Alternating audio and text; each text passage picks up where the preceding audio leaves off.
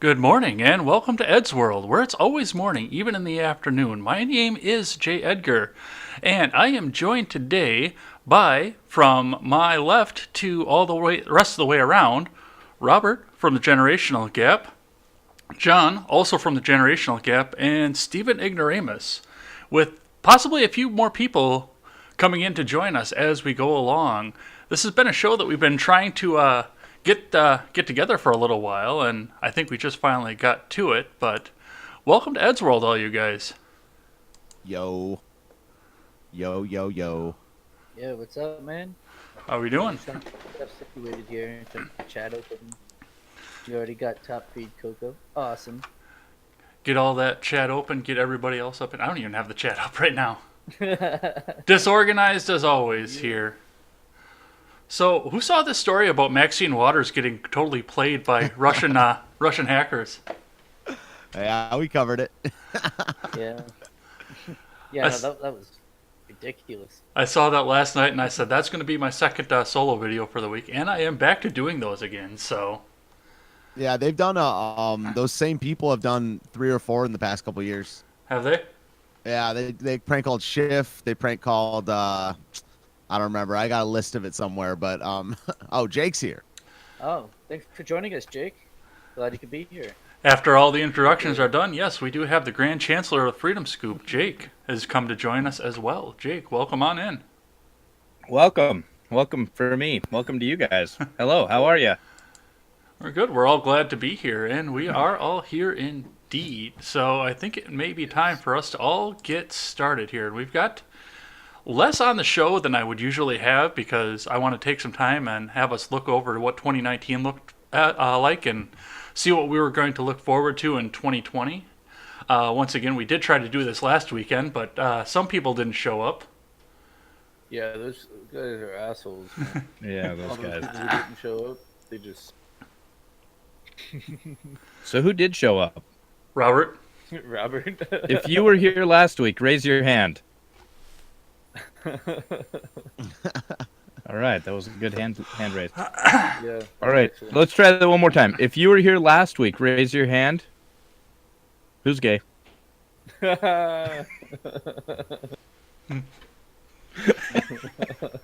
we still make those jokes? We'll probably get shut down for it. We'll get shut down eventually. Steven's Unless like, we all just this is actually come out not as streaming on my channel right now because of that joke. Bro, you haven't seen my channel then. Well, we do have some things on the news to talk about before we get into our 2019 and 2020s. We've got impeachment in 2020. I'm going to combine those into one segment here because we got a little bit of news to talk about there.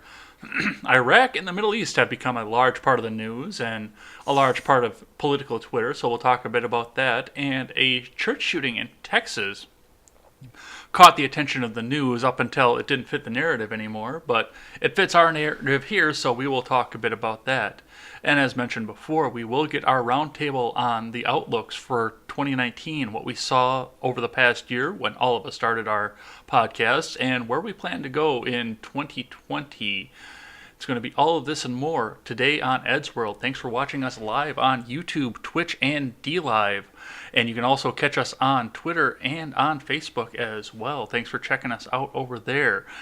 If you can't catch us live, you can catch us back on demand on YouTube and BitChute. Also, you can check us out on the audio platforms, iTunes, Stitcher, and Google Play. Remember, if you are over on iTunes, leave us that 5-star rating and a good review. That always helps us move up the charts. Ed's World is proudly partnered with the Freedom Scoop Media Group, as you can see by all of the gentlemen that are up here. You can check out all of their channels over on Freedom Scoop. Get links to there. Check them out on their YouTubes, BitChutes, and DLives as well, so go and check them out. After a lengthy introduction as well, as we always do, we want to find out more about the guests. So I'm going to start with Robert, and we're going to go clockwise from my screen. So Robert, tell us just a little bit about yourself. I know you were here last week, but why don't you start us off here? I'm a week older. Just a regular guy. I like to write. I like to play with words, language. I like politics. Well, I didn't used to like politics, but I do now that I'm older and they actually matter more. But I'm pretty laid back guy. Do some gardening with my wife, and John and I got together one day and we made a show. So I try to do that, and then just give my dumbass opinion on things, and because I figure everybody wants to hear what I have to say, or at least that's what I tell myself. Well, John, that brings you up. Yeah. Robert's mostly right about the whole average guy, regular guy kind of deal. Yeah, I'm just kind of a guy who likes to sit around and talk shit on the internet, so I figured I'd put a camera to that and a microphone on my face, and, figured I would do that for a while until I either get shut down or hopefully can make a full-time job out of it. Be pretty awesome. Mr. Ignoramus? Well, that is what I am, an ignoramus. That's my occupation professionally. I'm a music teacher, music streamer, musician, living in DC, which is hilarious in 2020. I'm pretty pumped for the election this year, but most people know that I run a couple streams. I do my news stream interviews, weekly Wednesday concert, and some videos from the street and stuff like that, which I'll be doing more of in 2020, but happy to be here. Mr. Jake, tell us a bit about yourself. Well, I tweet incessantly, especially like right now, this moment when I was just tweeting. So, I'm Jake. I do Freedom Scoop. You guys are all there.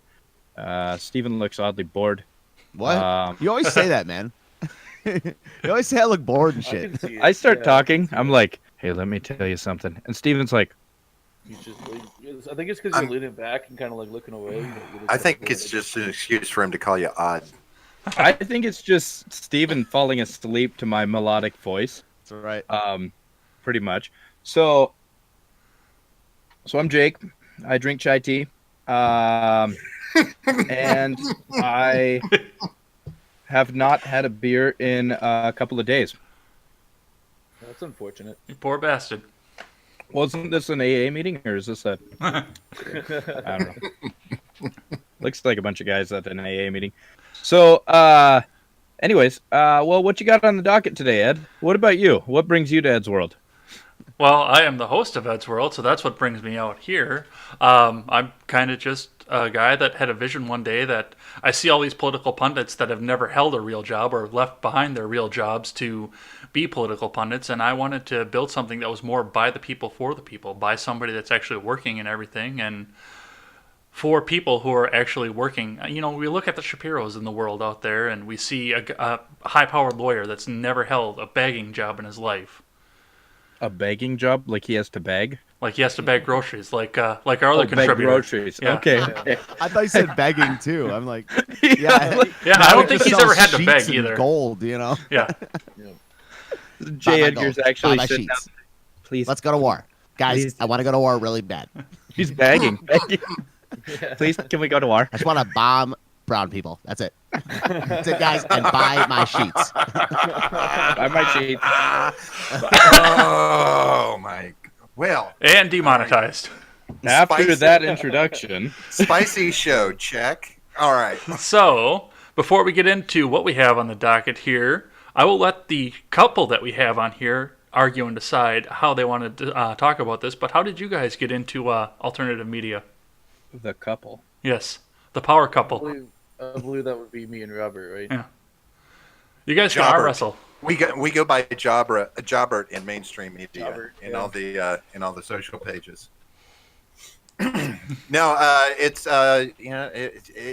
be the same coming from either one of us.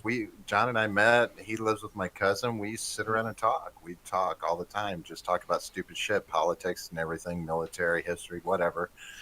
And a lot of times we didn't agree on shit, but we were able to have conversations, and we didn't kill each other. Right? There was. Most of the I time, don't think there's ever been violence, right? a couple of killings, but other than that, it wasn't that bad. Yeah. So, but it was, we were, one thing that we always realized was, these are the kind of conversations people need to have, especially because most people disagree with each other at this point in time. So, if we can have conversations, let's take it out and put it out there so that other people are having them with us. Right, John? That's kind of where we wanted to go with this. Yeah. I mean, I had been wanting to do a podcast for a few years before we started, and so I don't know. I just thought of it one day after we had like a particularly heated discussion, I guess, if you want to, call it that. And so after that, I approached him with the idea, and he was all for it. I was surprised actually, but yeah, he was all for it. So I was like, hell yeah, let's do it. And one of Yeah. the things I've liked just from watching your channel is just kind of seeing the way that you guys have grown together too. Mhm. Like it was an odd couple dynamic where we're got two very different people coming up and Can I possibly ask a quick question? what's up? Has John's voice gotten more manly lately? Yeah, Yo, I've noticed that Is that too. just me? No. Yeah, my balls finally dropped. So. I'm listening to it, and it seems Yeah, like it's like warped. Yeah, like it's for deeper. sure. Yeah, it's like lesbian and sultry. It's a side. Yeah. It's a. This I'm is mildly actually a turned side. on. This is a side effect from the estrogen treatment. ah. I think it has something to do with the way you like disconnected your audio or the way Jagger boosted it, but it sounds like That not could even be. like the same person. Yeah. Awesome. It sounds like My you're all voice is like just gonna guys, sing that's why. sing me something, John. Sing me Anyway, something. It's not that big of a deal, but it does sound. Jane is trying to get out. Yeah. It sounds like Jane, dude. Jane keeps wanting to come out. Hey, while we're still talking. Hey, Ed, I want to hijack. I wanted to put something out there that I put out in our show, and I'm doing this January. What's up? Just a public service announcement, real quick. Mm.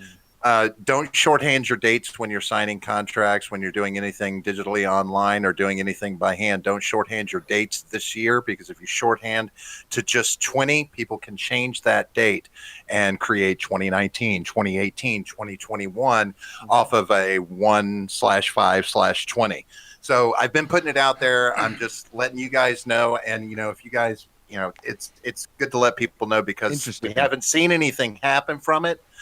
But they say that there can be some pretty drastic effects from people getting fucked really bad from You mean on date checks and Checks. stuff, like like any documents. Yeah, it's and interesting. even digital signing of stuff is very important as well, Wow. because that can be changed, that can be updated, et cetera, on a printed copy. Oh. So sorry to hijack, but I just want to make sure that's getting out there. Every time I'm on the air, I'm going to be saying it this month and making sure it's just stuck in people's heads so that they Yeah. remember it at some point. Good looking out, man. Doing the work But anyway, for everybody yeah, else. So, Stephen, how did you decide that you wanted to be in the sphere of alternative influence? Well, I mean, I had talked about it and flirted with it for about 3 years before I started on January 3rd of 2019. I don't know. I come from, I got into this sphere, kind of listen to what is now called the intellectual dark web, Rogan, Peterson, Sam Harris, things like that. And now I watch more live streams on DLive and YouTube. And I don't know. I've always wanted to, talk about stuff, talk shit. And I didn't know I was going to live stream until basically I started the show and I tried it out. But just, I like conspiracies. I like thinking outside the box. I think the Overton window needs to be broken, just stuff like that. And I like talking to interesting people. So started doing it, and it became a thing. I don't know. Now, Jake, you're kind of the one that brought us all together and helps to amplify all of our voices beyond what we could have even grown to. So how did you decide that you wanted to be involved in something like this? A project like Freedom Scoop, if you will. Inspired by Steven Shirt, I feel like I am the Rafiki. You are my Foster's boy. I am not the baboon. all I do is I just smack a stick around and say, "Hey, look over there. That's where you should be." And you guys are like doing it. Like, you're Simba, Joe Simba. So, anyways, no, I don't know. I guess I noticed a number of years back that there wasn't something that I was looking forward to listening to viewing, to participating in. Kind of like how when you jump into Generational Gap's chat during their show, or Ed's chat, or Steven's chat, you interact with the same person, and I really enjoy that. And there wasn't anything where the layman could listen to the layman and understand what the layman was talking about, and so it all kind of fell into place. And God bless America. Yeah, turned out great. It did, and like I said, it brought us all together here where we could have this long conversation here, which I think it's time for us to start talking about the news. What do you guys think? Sure. So, Oh, there's news? So the first thing I want to touch on is the same thing that I did my solo video on this week. Thanks to everybody who's checked that out already. And that is the fact that on Thursday of last week, Missouri Senator Josh Hawley made an announcement that he's going to propose today. I believe he was going to do it. That he's going to move to dismiss the impeachment if the House will not bring the articles over. Now, nobody knows if this is constitutional or not, or if this is even legal for him to do. Of course, left-wing Twitter is telling us the fact that it's not a criminal trial, so speedy trial doesn't apply or any other rights don't apply to this. But I think that this is a move in the right direction, and of course, a way for us to give the rights that are God-given to an elected official, just like we have for us. What did you guys see on this so far? Anybody who wants to go first? I didn't hear about it until I saw your video. It's kind of interesting. Yeah. I've been, since the Iran thing happened, I had this big stream last week, and I, wasn't really looking at the impeachment thing at all. A lot of that's because I think it's kind of bullshit. And I don't mean just, it's bullshit in many ways. I mean, I think it's kind of a, it's kind of a coup, it's kind of a scam, it's kind of a distraction. And, even if the so-called worst happens, Trump is out, then they get Pence. I mean, then I don't think much of this is going to happen. If they want to whittle their way down to Pelosi, I'm still going to live my life. I won't be happy about it. But anyway, I haven't been following it that much, but I didn't know about it till you brought this up. But, I don't know. A speedy trial seems good. If they're not allowed to draw this out for 4 or 5 years, that seems better, right? Well, that's what I think they've been trying to do. I mean, we know they've been trying to get the impeachment in from the moment the inauguration happened, and even before that. So, Well, So I would say on the speedy trial fact, this doesn't violate right to a speedy trial because there hasn't been a formal trial announced yet.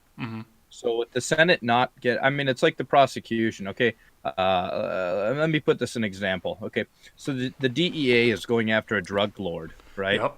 The DEA can gather evidence for 10 years, right?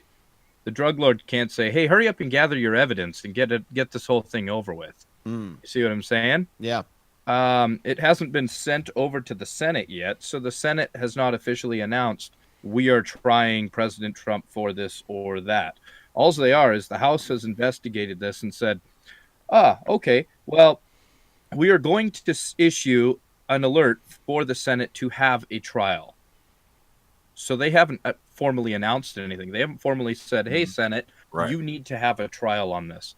And so without that process occurring, we're still just to a point where we have nothing. They haven't officialized anything. Well, right. They go ahead, Robert. I was going to say they looked at this whenever Pelosi initially said that they were going to be held, and the fact of the matter is they don't have to be introduced to the Senate ever. They don't. It's done what it needed to do in the House, and it's reached this point where he's been impeached. But the trial for impeachment, it never has to happen. That was one of the things they were talking about, whether or not that was a game she was playing to use that as a discrediting tool against him for the campaign by never sending it to the Senate and just having it mar him before it went forward, if it ever did. But, she's playing we want a fair trial. But I honestly believe they're holding out so that new evidence comes to light. For instance, the unredacted email conversations that were going on, however much validity they have, they're waiting for things like that and to get clearance that witnesses are going to be able to testify, because I think they fall apart if they don't have witnesses at least talking during the trial. Right, but the problem that I have with this, and the problem that Hawley had with this when he brought this forward, is the fact that after the grand jury convenes, if the indictment fails to get to the judge and the prosecution fails to bring a case forward, they just dismiss the charges, and that's what Hawley's trying to do as well. But they haven't brought them. I don't think that it's considered bringing them forward if they don't take it to Senate for trial. Right, but the grand jury is convened. Charges. Well, yeah, that's true. They haven't brought charges either. Everything is political. Right. So, I mean, they can. I think they have the ability to sit on this, and maybe they want to make him sweat it out. I mean, he's gone a little crazy on Twitter after it already. Hurry up with this. Put me on track. Come on, I'm ready. Let's go. And it's like, well, maybe he'll do something stupid if we don't. Do you think what he's been doing is indeed going crazy on Twitter, or is it just what well, he does? no, no. I'm sorry. Maybe I shouldn't characterize it that way. I think more like just being brazen about it. He's demanding now. Hurry up. Well, let's hurry up and get it done. Let's move on to the next step. Let's do it. He wants now to confront this because he knows that they're at a point where there's nothing solid to take him on. But maybe more is going to come to light, but I don't know that they'll ever get anything else introduced into the trial, any new evidence, et cetera, if they were to get it. Yeah, about the Democrats, maybe, like stuff keeps coming out about the Democrats from this time period too. So, Sure. there's some like multiple angles to all this stuff because, every single week it's like some more stuff comes out about the Democrats, and it seems like some more stuff comes out, what people say about Trump. So I don't know. I'm more of just get it done now. Then time's a wasting, yo. Yeah. Let's get this shit done, even if it means removing Trump. Yeah, let him have his day in court, for God's sakes. I would love to see Trump on the stand, dude. That'd be so fucking good. I'm telling you right now, Wrong. It won't happen. That's the key for me, but He won't get on the stand. All right, ready? John, do your best Trump on the stand impression. Go. I can't do a Trump voice. I can't. Wrong. I gotta go with Robert. Steven. Wrong. Robert, Yeah. It's Trump Steven. on the stand impression. Steve Go. is the one who can do. Go. You say Robert? Robert, go. Next. And I can't. Steven, go. I'm the only one that could do Trump, yo. I was like, Yeah. I think it's a witch so. hunt. It's really sad. Like, it's really sad. Look, I know words and I have the best words. These are not the right words for the situation. And J. Edgar, go. Wrong. Wrong. Nope. Wrong. I think Yes, he- that Melania has the best breasts. That's good. That is That's the really good nice, one, It's Jake. just my best. That's I really love- good. I love touching women, and I did not do any of those crimes. It's actually Will we talking Testify, about? brother. Testify. Dude, you're good at like shaping your face like Trump. yeah. That's good, bro. I like it. So, All right, that's all I got. Yeah, So, the do best you- I can do is old lady from Jersey. It's true. Yeah, he does do that really well. so once we're sitting here looking at this here, I mean, are they now trying to get to the point where they are trying to win this at the ballot box next time? Because remember, when we Yes. watched the last debate, everyone was going in assuming that they were going to be running against Trump at the last debate, even though the formal charges have been filed and not transmitted to the Senate, but still formally filed. Yeah, I think that's been the thing the whole time. Of course they would take, removing him now or whatever. But I think that you've been right this whole time, Jagger. There's just been a 2020 thing. They're trying to be able to go into whatever situation with as much ammo and as rhetoric and things to say as possible, and they're trying that. I think the Democrats come out of this looking like a bunch of, no offense, but they look like a bunch of public defenders trying to take down El Chapo. Okay? I mean, just seriously. Like, Trump's sitting up there. If he is in fact guilty, they've made the worst case ever. Now, I'm not going to say that Mitch McConnell didn't make it sound like he was willing to do the trial as long as he could talk with Trump's dick in his mouth. I mean, he did put that out there, and that might make somebody hesitate before they take it to him and go, okay, here, decide on this case. I don't know. I think Oh, God. Oh, no. That's my Mitch McConnell with Trump's man parts. Is there something in your wife's drawer that you could help simulate that more? Wow, that's kind of a personal Yeah, that's question. kind of. Yeah. Now we're getting in there. But sir, please answer the question. I mean, I actually liked. Plead the fifth. I liked what the Republicans did after Trump was impeached, because at least it acknowledged it for the partisan reality that it is. Yeah. Like it's more in line with reality. Like I'm not talking about really right or wrong, but both sides of this are kind of like, strongly fighting for their party. and the left is saying it's because we're doing the right thing. It's because he blah blah blah. But the right was just like, no, we're gonna collaborate with the White House, and good. That's the way reality is right now. Well, and like I keep saying, it's like two new religions have popped up in this country, and both of them center around the Mecca of the city that you live in, Stephen. Yeah, I like how he dropped the word Mecca in there. Mecca. Yeah. All right, now we're surely going to get just fucking canned. They may even come knock on our door. Ayatollah They Khomeini might. just like noted all of our houses for destruction. No, I don't have Trump anywhere on my building. Oh, right. Well, so on to Iran.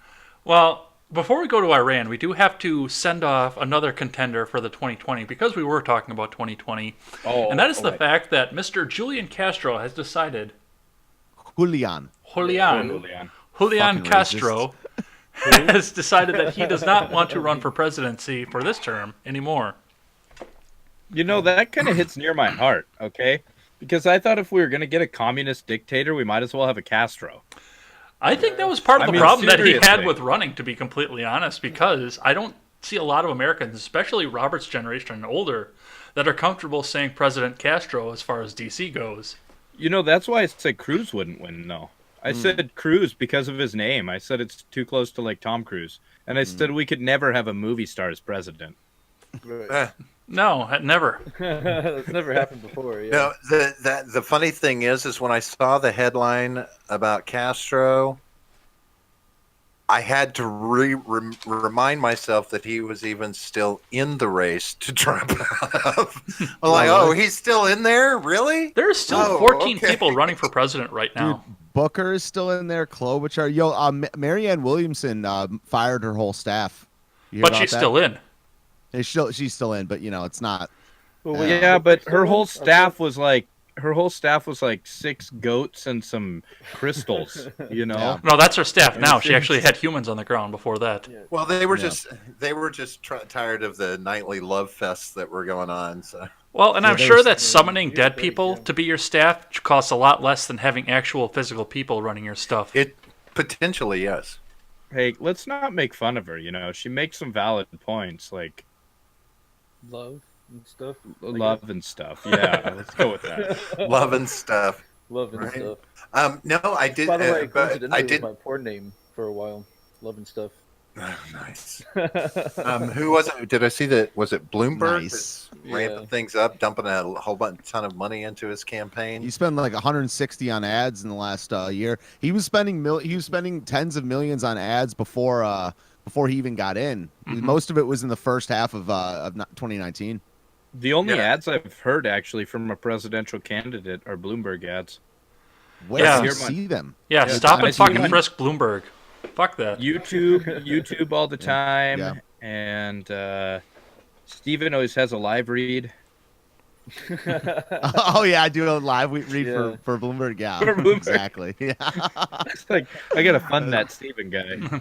Like, I get Bernie ads all the time on YouTube, and I don't have any network television, so I've never seen a Bernie ad in my life, never.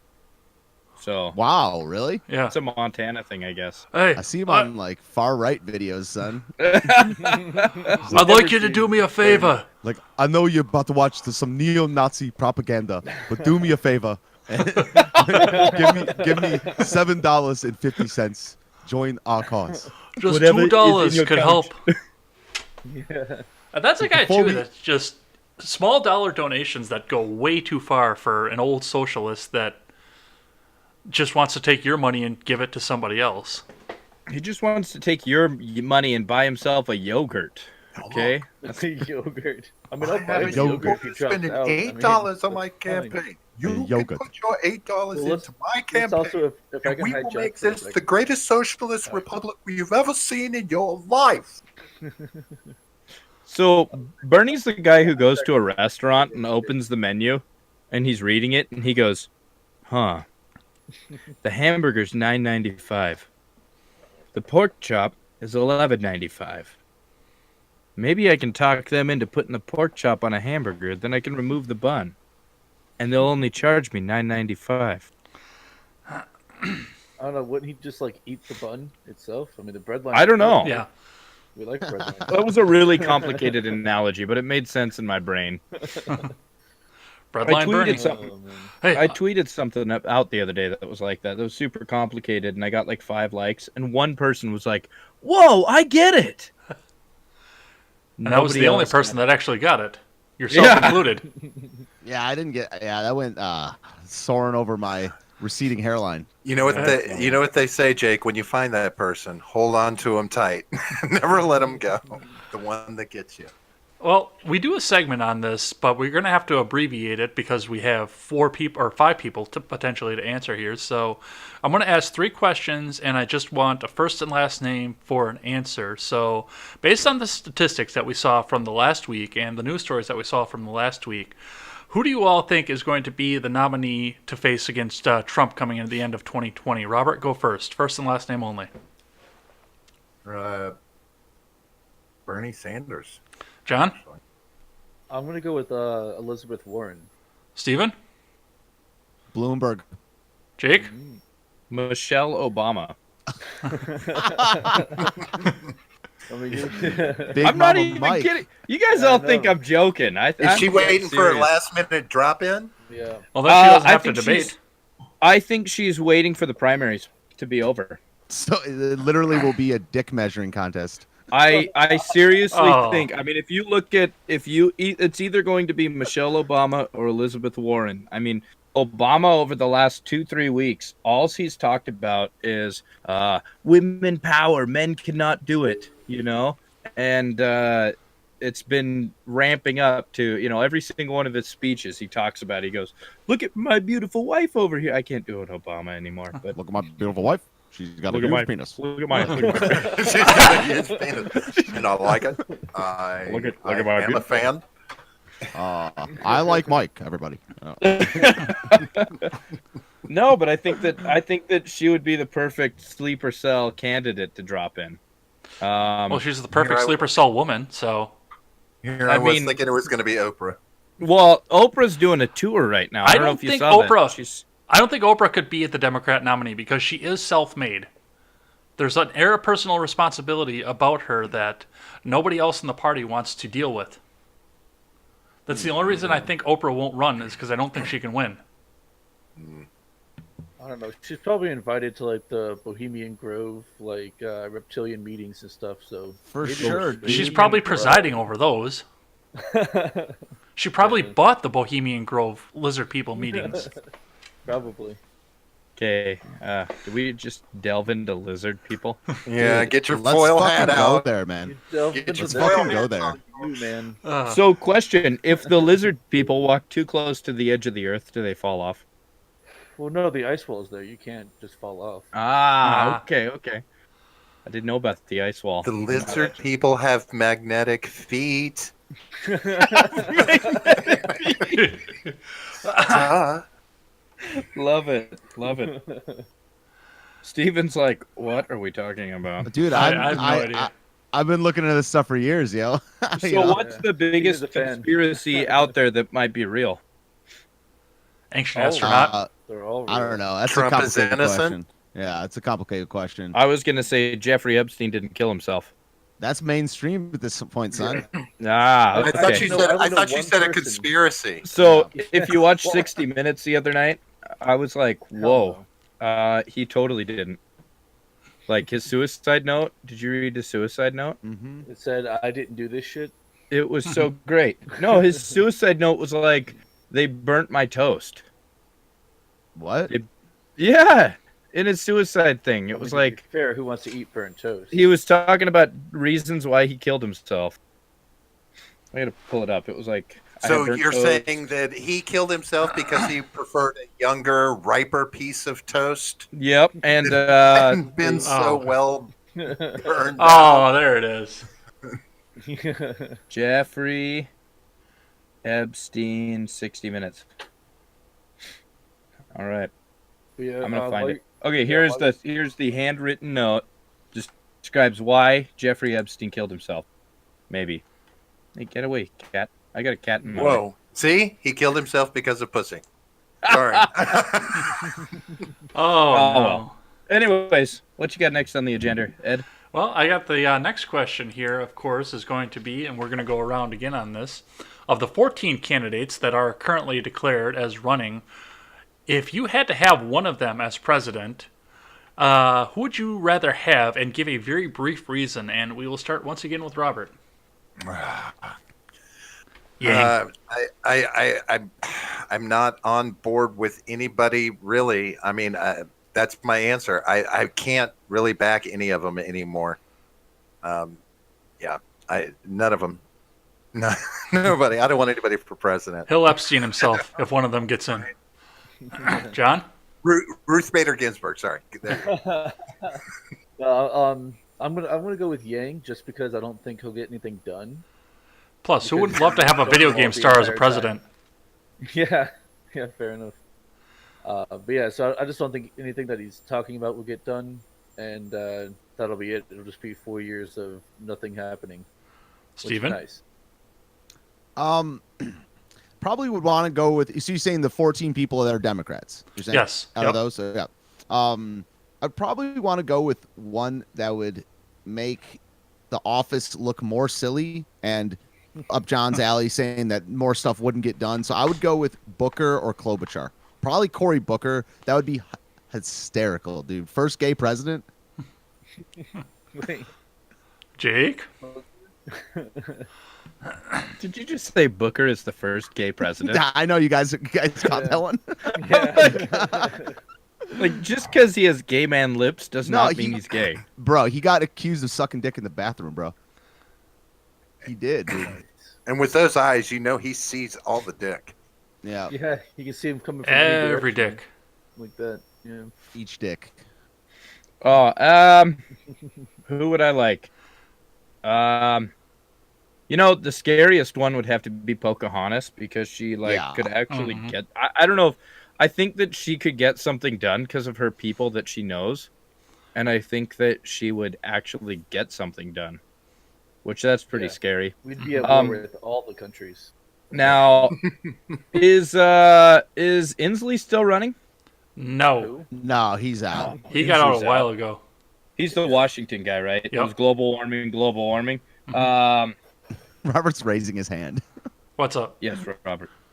I was going to ask, what about are you including the new libertarian guy in the 14? Talking No. about Lincoln Chaffee. Lincoln Chafee Balls. Chaffee Yeah. ball, yes, Chaffee. Chaffee balls. He ran as a Democrat in the last election. But he's Yeah, he's- running as a libertarian now. That means Yeah, he knows what he wants. We've already had a Lincoln. We can't have two. And the first one was shot. Yeah, but that was his. Yeah, I mean, Come I don't on. know. That would just But that- confuse things. That allows for a do-over. That'll- yeah, Oh! possibly happened twice, right? we could just try this again, right? Oh, who would I have? Probably the Colorado guy. Is he still in this? Hickenlooper? Hickenlooper. Looper. Oh. Yeah, what about Hickenlooper? No, Was he got ever out. really in the race. Oh, Yeah, he got out a while Hickenlooper's gone? ago. Yeah. My God. He was one there's of the still first 14 ones out. of them. Yep. Every single one of them I've named has dropped out, and there's still 14 of them in. Well, to be See, fair, I you've only figured- named two. Well, who's the billionaire that's still? Who's the other billionaire that's still in there? I I figured thought you that would- was in. Booty judge. Huh? Talking about Judge of Booties. Booty judge. No, not No. Buttigieg. He's the Steyer. environmental Biden? Bloomberg. Oh. Steyer. Steyer. Oh, yeah, Steyer. Yeah, The one that either talks Steyer- like this every time he gets onto the microphone? Either Steyer or Bloomberg. Oh, that made me dizzy. I want the two richest guys to win. At the It's same not- it's not time, a bad- both of them could win. Not a bad point. I'm still a huge fan of having a businessman in Washington running things, just not the current one. I don't trust his business acumen. Wrong. Yeah, fake news. Wrong. Fake news. Fake news. This You is are not fake good. news. You do trust my acumen. You I have- trust all men. All men. I have the best acumen. I shoot the best acumen on my wife's back every night. Wow. All right, so I don't practice acupuncture or acumen. All right. we all know the last question that's coming up, and once again, first and last name and brief explanation of pure entertainment of the 14 that are still running, just for the laughs and for the lulls on the debate stage, who do you want to see next to Trump? Robert, you can go first. For the best laughs, I would have to say Marianne, what's her McNugget, or Cory Booker. I would love to see Cory Booker gouge his eyes out a few times at Trump. John? I was going to go with Marianne Williamson as well, just because I want to see her give Trump a big hug. It'll be super uncomfortable. Do you think he I'll would just be like,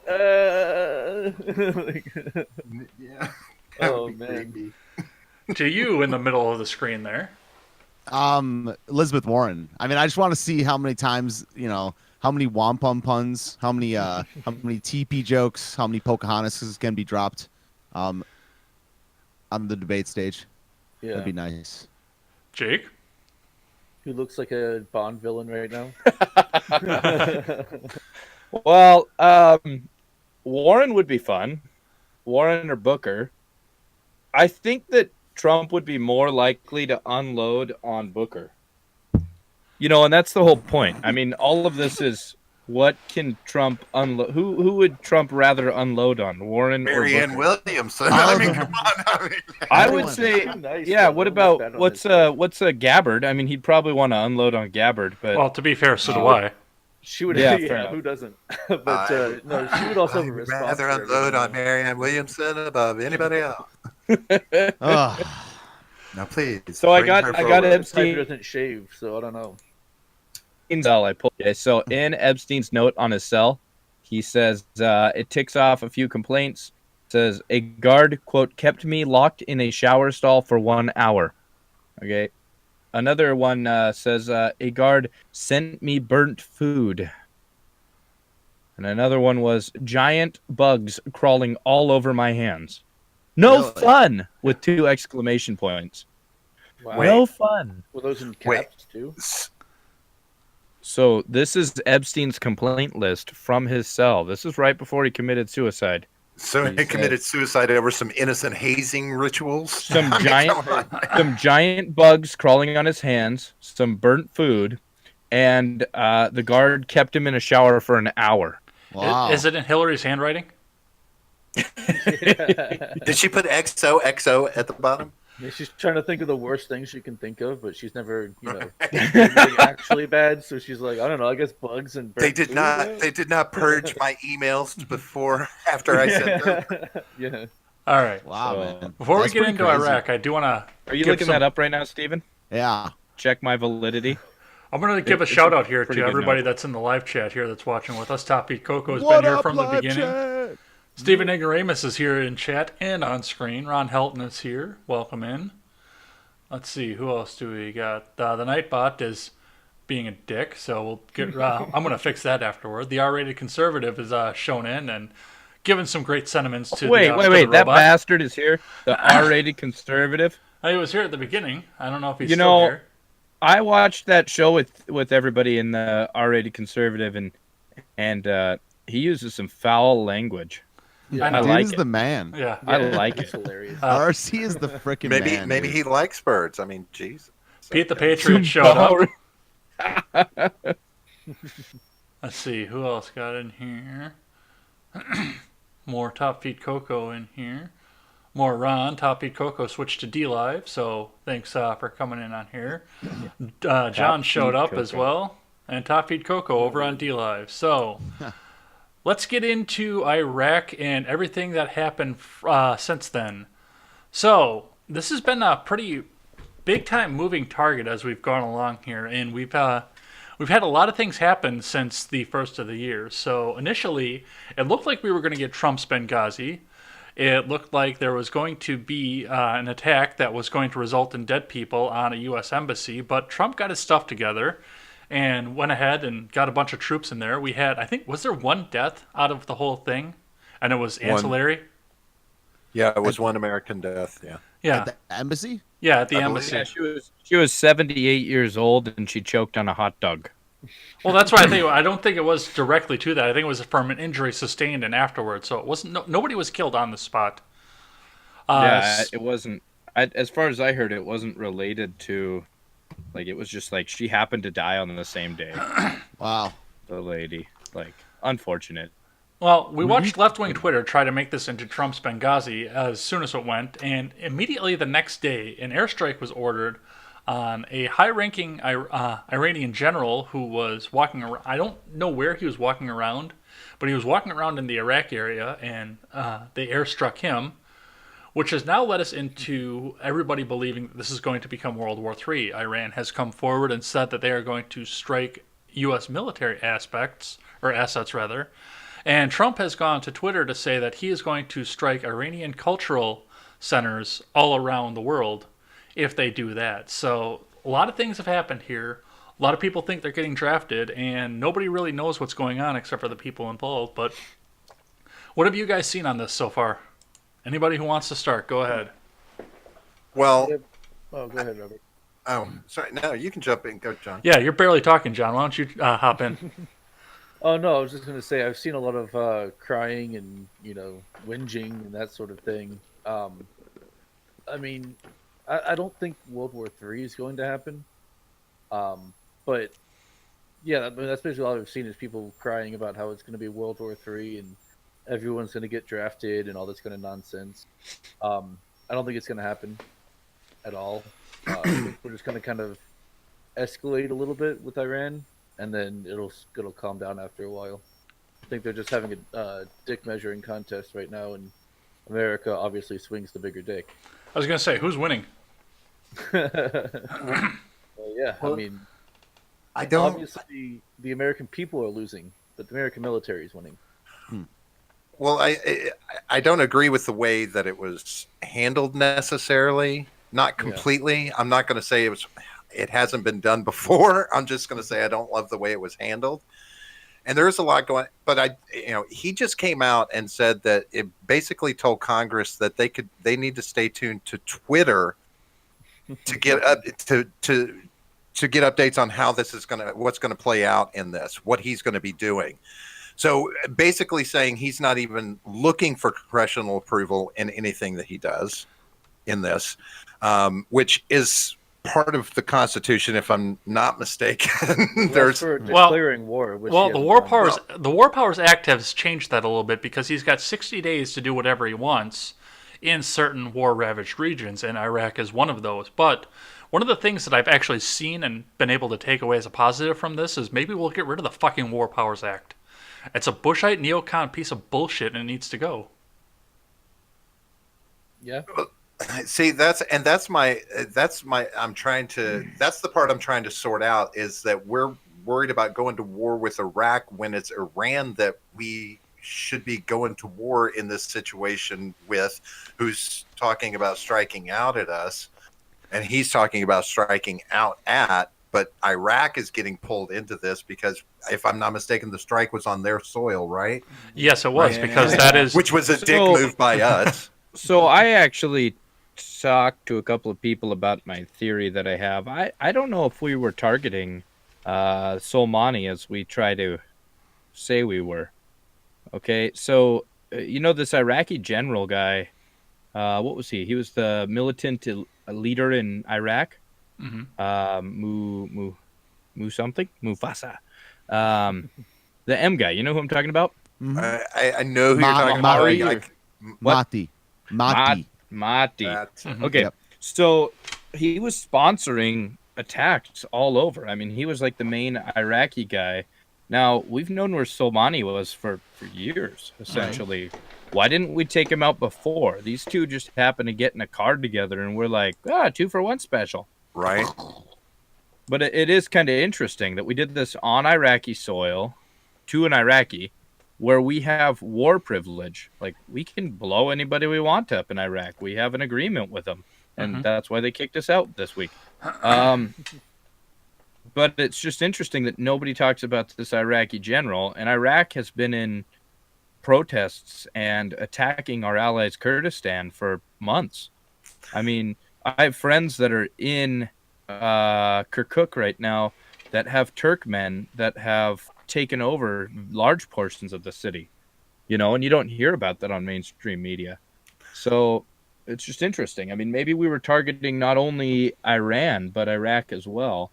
So two windows of opportunity opened, and he had to move fast. And they overlapped, and so we just said, take them both out. Right, and he had to You know. move right then. He couldn't go to Congress if that is the Yeah. case. It would have There leaked. wasn't time, right? Yeah, it would have leaked. You know what I mean? Right. And it's I don't know. So I don't know.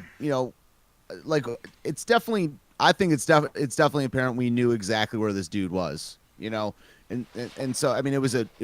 I don't think he was walking around. I think they were in a convoy.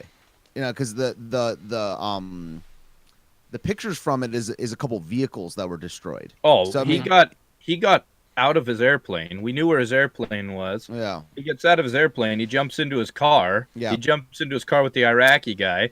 They're Yeah. driving down the road. They're getting ready to hit the highway, and bam, we take him out. We had an Apache in the air. We had our what's the name of those missiles? Whatever. Anyways, we had the missiles ready to go, armed and loaded.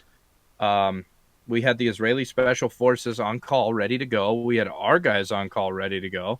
And within minutes, it was over. I mean, we knew when he landed, where he was at. I mean, to the inch.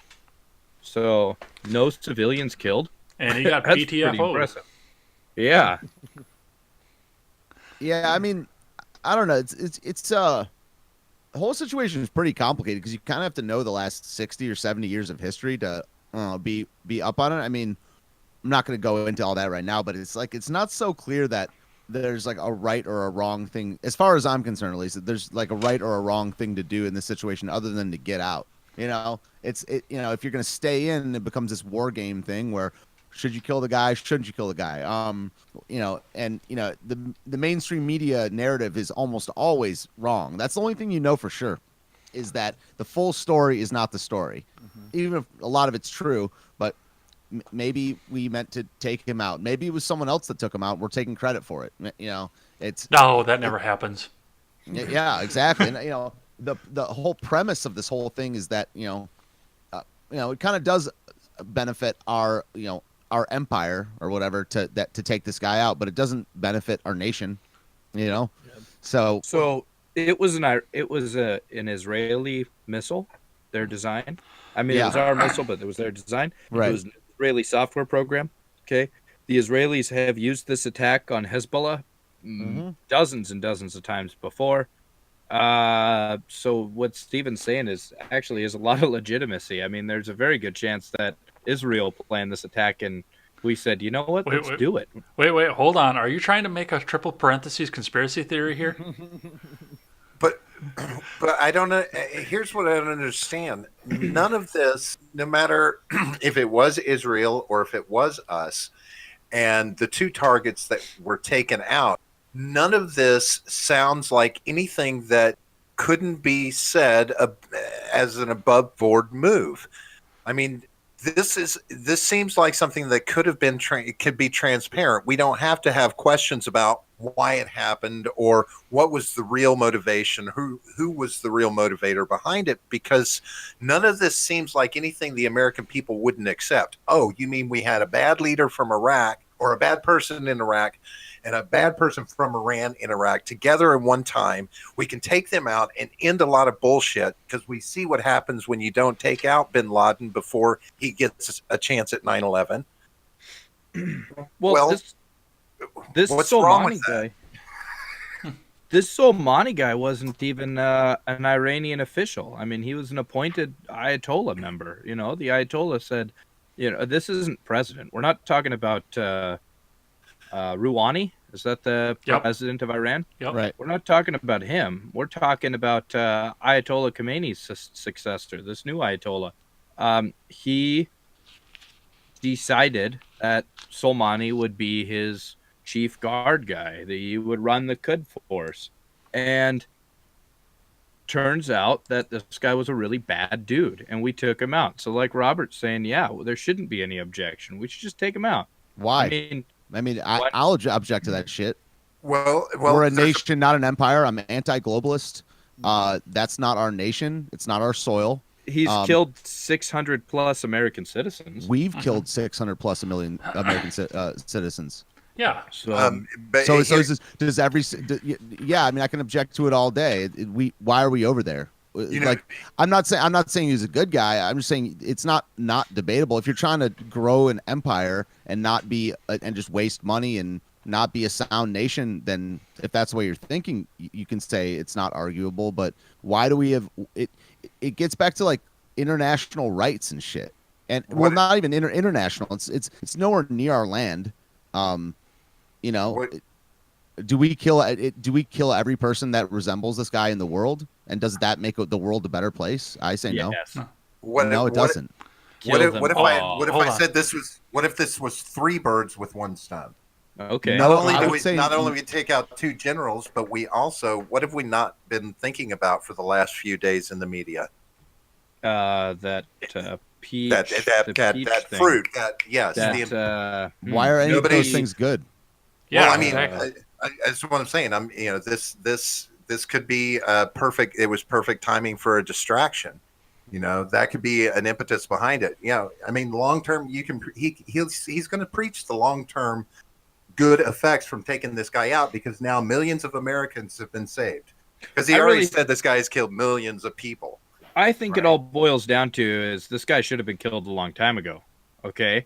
Right. Because when he started killing Americans, I mean, I don't know, Steven. So if the Green River Killer goes out and kills a bunch of people, do you think that guy should be executed? Who is that again?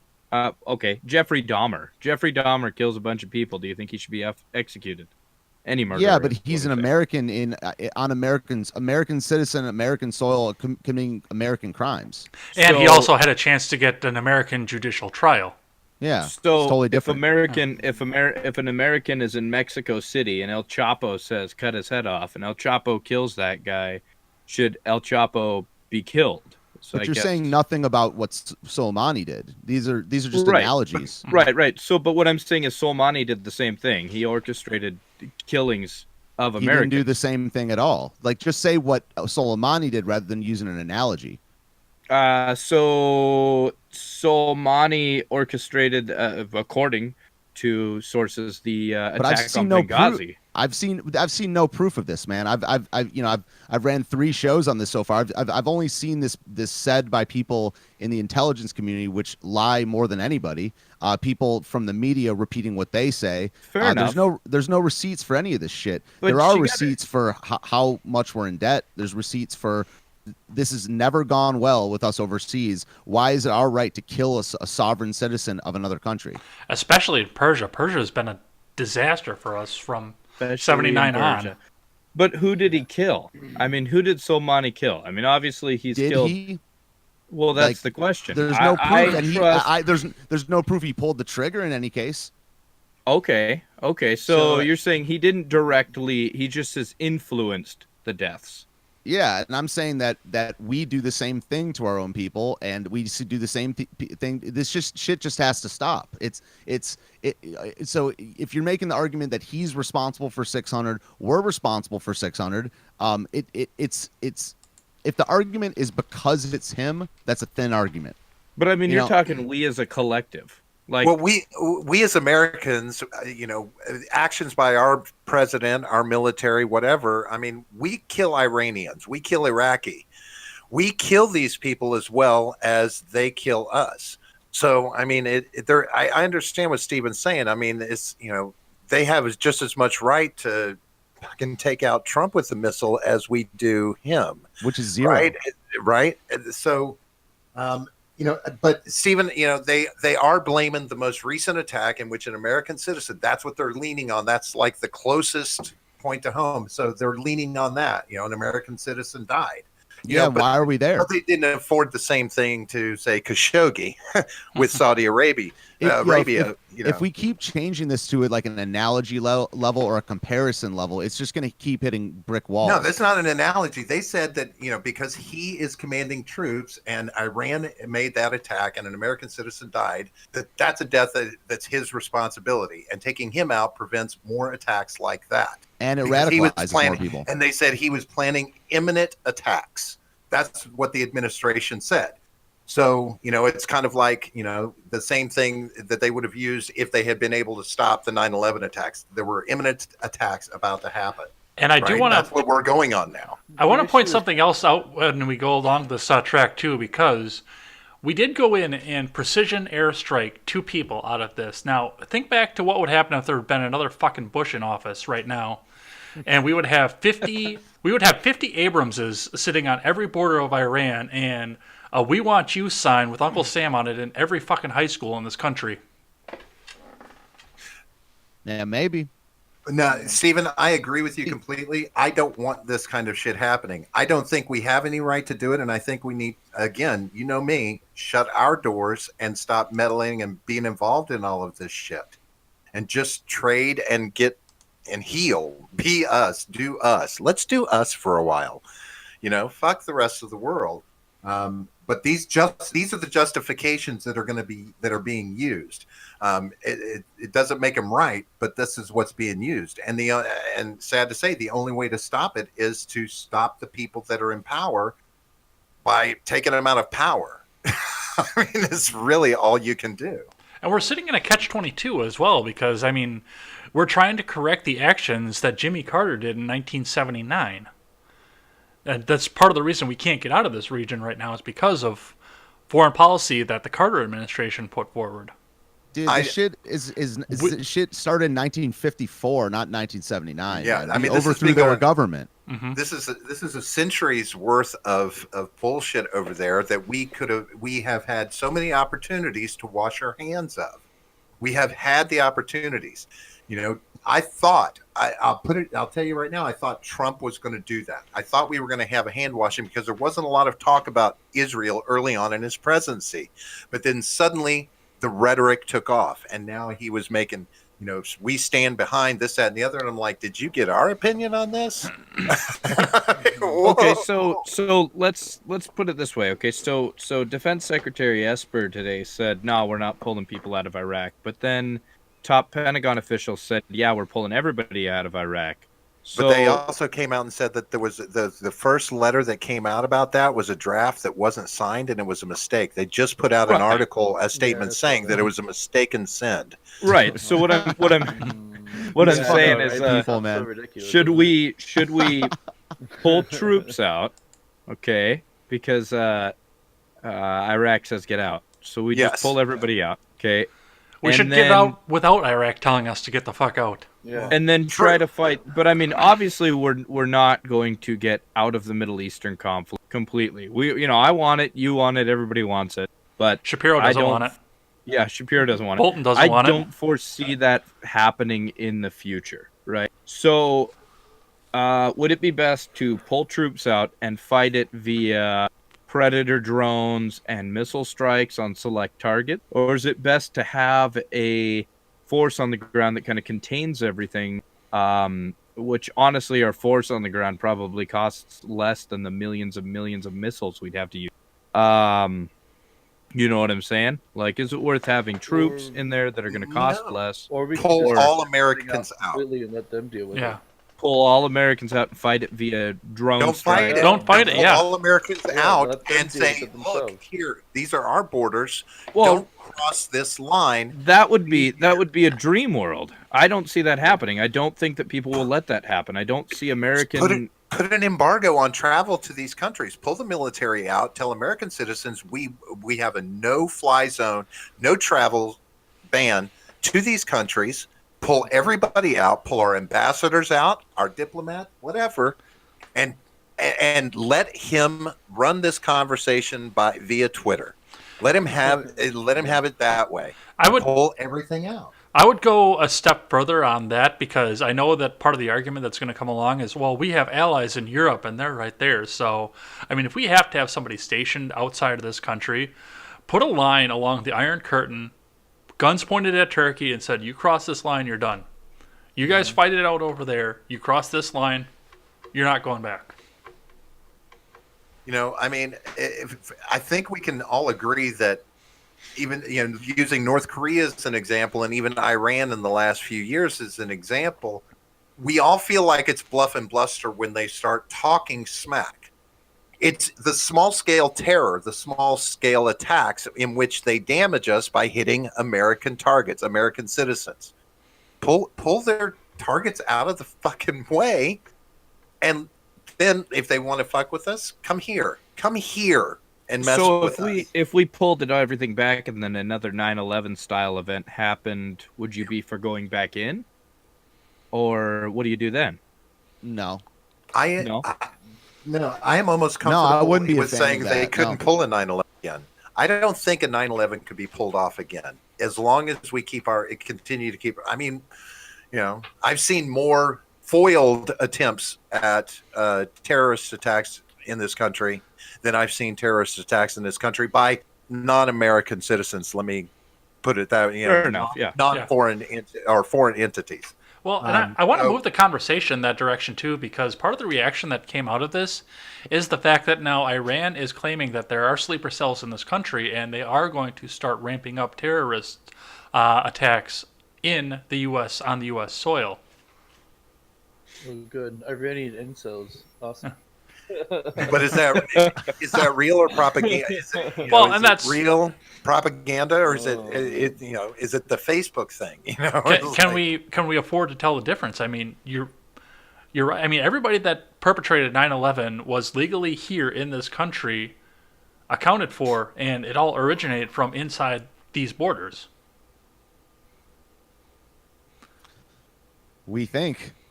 Well, I mean, assuming that everything. You have to we do heard is so, true. dude. You have to do so much if you assume the mainstream shit on 9/11. There's so much going on there that Right. I think, like, I from my research and tens of thousands of hours of other people's research. I mean, fucking bunch of dudes with fake ass knives or whatever. I don't know, man. Like, it's all this. You can get so much real estate from just a premise. So I don't accept the premise that 9/11 was done the way they said. If that's what this conversation is about, accepting the premise and then basing it on that. But I don't accept that these Iran attacks from 2019 were Iran. The oil attacks and all that shit. If you operate from a false premise, you can invade some places, right? Well, I'm But I don't accept I'm those not premises. talking about invasion. I'm talking about preparing for the worst to happen over here. I want to wash my hands of that region of the world just as much as everybody else. I mean, look at it. It's not been at peace since Abraham was walking around. Yeah. So how do you do it? Do you pull the Ted Cruz and turn him into glass, or do you build a giant wall around him and say, if you come out, then we're gonna shoot you? Or do you build a giant wall around yourself and say, if you come in, I'm going to shoot you? I mean, that's really all we're... For me, I guess it would be, I would put troops in Czechoslovakia and Egypt and say, you stay in there, you guys fight it out, and whoever is the last man standing is the winner. And then prepare our country for the inevitable that, or not the inevitable, live but stream what the Iran is fighting. claiming they're going to do. Live stream the fighting for the violence channel. Right. Right. There's. I mean, if you think about it, Turn that into a TV channel? Like, yes, like, yes. Hey, Carlin had the ESPN, idea. TBS, the Violence Channel. Yeah. Just call it the WME, the World Middle East Wrestling. I don't know. That all. There's a small group of countries over there, though. How about They- the WMD? There you go. But there's a That'd be good. It's a small group of countries over there that really all they want to do is kick the shit out of each other. They're just constantly fighting amongst themselves. And if everybody in the world that doesn't want to be, that isn't there, just said, you know what, fuck it, let's just all back off and we'll just form a ring around, fight, whatever, go Yeah. at it, you guys, And that's kill what I'm- each other. that's where I'm and going once with. That's what they've been doing for centuries. Let them continue to do it. Don't let your shit spill out past this point and be done with it. Let them wipe themselves out or just keep nuking them or, blowing themselves back into the Stone Age constantly. I mean, fuck it. They'll sort it out as long as they don't fuck with anybody else. Yeah. Yeah. Well, and I want to point out, We too. have the oil that we can back ourselves up. Fuck it. I want to point out too that Iran has come out and said that we are done with the Iran nuclear deal and we are going to start developing weapons grade plutonium. Yeah. Well, what do you think Israel is going to do when they find out that their enemy throughout history, Persia, is developing a nuclear weapon? I don't think we're going to have to fight Iran. That sounds like an Iran problem. That doesn't sound like an us problem. I'll tell you what Israel will do. Israel is going to deploy biological weapons. Watch. If we were to dust out of there and everybody just said fuck it and let them sort it out, I would be willing to bet Israel would release biological weapons and covertly wipe everybody out. There'd be an accidental smallpox outbreak in Tehran next month. Yes. You know, they have some they're pretty hopped up on their medical facilities and the things that they can do with the human body and everything. And so I don't doubt for a minute that a lot of their research goes in that direction. Yeah, I mean, holy hell, look at Gal Gadot. I mean, like she can shoot any type of Kalashnikov from 100 yards at a target 2 inches wide and then walk down the runway 2 seconds later and yeah.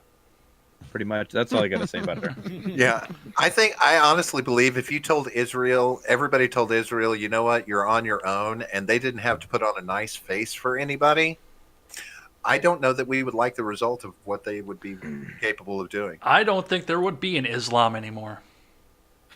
Well, okay, so I don't know how much you guys know about culture over there, but this all stems down to what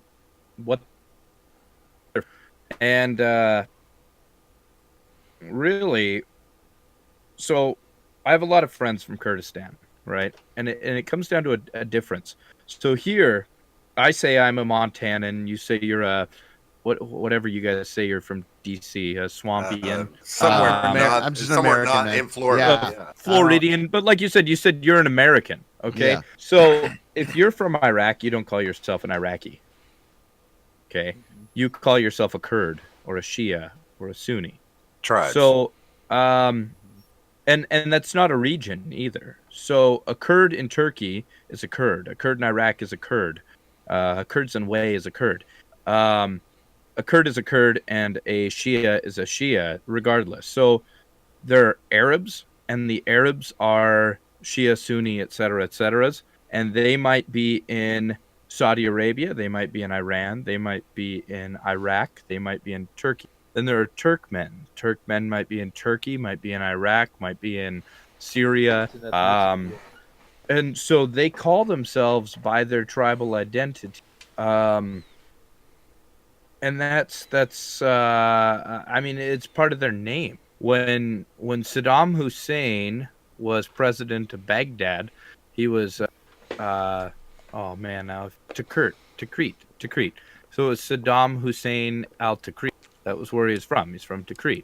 Mm-hmm. So they their name identifies where they're from, but they don't identify personally as an Iraqi, as an Iranian. Right. And that's part of the big issue is we fight Iraq and we invade Iraq and we're like, yeah, we beat Iraq. And Iran's like, no, you beat our Arab brothers, and it's a tribal identity.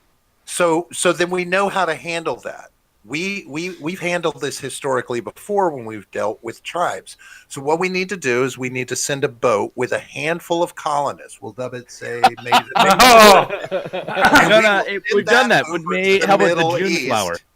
We'll send that over to the Middle East, and we'll have those colonists set up camp. Now, there will be a short period of time where they'll have some difficulties. Maybe they'll eat a meal or two with the natives. They'll eat a dealer and make some wheeling and dealing. We'll send them some plastic beads just in case they need income.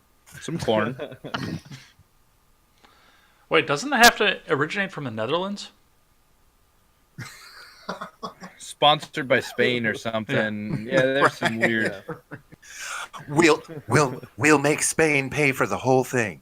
We'll iron out the formalities later. Yeah, exactly. Yeah. So, but the point is we're fighting a cultural identity, and we're discussing a cultural identity that we don't understand. So, when we fought North versus South in the Revolution, we were fighting this section of the country versus this section of the country, and if you were down here, for the most part, you aligned with those people. We don't do that. We're not fighting that now. There are people right outside of Israel that have, well, it's a lot like what we have now. Okay. somebody in Florida who's a Republican probably has more in common with somebody in Washington that's a Republican than their next door neighbor who's a Democrat nowadays. And it's sort of the same thing. So imagine if a metaphorical civil war were to break out in the U.S. right now between Republicans and Democrats, and independents had to choose sides. So you would literally look at your neighbor and say, what are you? And then based on what their stance on abortion was, you'd shoot them or not. And I know that makes people uncomfortable, but that's essentially what they're doing in Iraq right now.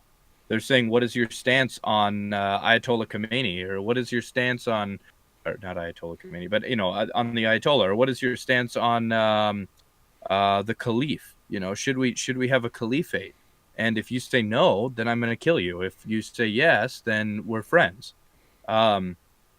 When you're driving from a city like Kirkuk to Baghdad, you pass through all sorts of checkpoints. And it's not your standard checkpoints. It'll be Arab checkpoints that'll ask you, and if you don't speak in a certain dialect, they won't let you through, even if you're Iraqi. So they know by how you dress, by what you wear, by what color your shoelaces are, and it's because it's cultural. And It's like the Crips and Bloods. Right, essentially, yeah. How do you talk? And we don't have that in the United States. So we think we're fighting a country. We think we're fighting Iran, but we're not. We're not fighting Iran. Iran is not our target. It's the culture that the Ayatollah commands down that we are fighting. Essentially, it's the religious leaders' theories and thoughts and hopes and dreams that we are fighting. And everybody either aligns with that or they're the enemy. And so that's why we don't know who they are. That's why we don't know whether Soleimani was this person or that person. We have to go off of what we know, which is our intelligence that says, oh, he was a member of the Iranian appointed officials. But realistically, he was more like a religious scholar, a leader, like a pope. Nobody elects the pope. Right, I mean, but they did say that he was referred to as the second most powerful voice in Iran. Right next to the leader constantly. He was the voice in his ear. Yeah, so it'd be who like is the leader? Khomeini. Khomeini. They're talking about Khomeini. No, see, Khomeini's the president, isn't he? Well, whatever. No, Khomeini's the supreme leader. Oh, he's the Ayatollah. Yeah, the Ayatollah Ayatollah. Khomeini. Okay, Yeah, so yeah, I was right. Khomeini. I was right then. Okay. Yeah. So see, that's the thing. In the Rouhani US, is the president. Rouhani, that's who I was getting the two confused. So in the US, the president is a supreme leader. Right. But Yes. over there, the Ayatollah is the supreme leader. Then his guys, whoever he puts in place, and then they choose the president. They say, hey, Rouhani, you're going to run and you're going to be the next president. And Yeah. the president is a puppet. So it was kind of like when Medvedev was the president of Russia. Putin put Medvedev in place and then said, you're going to win with 110%. And he did.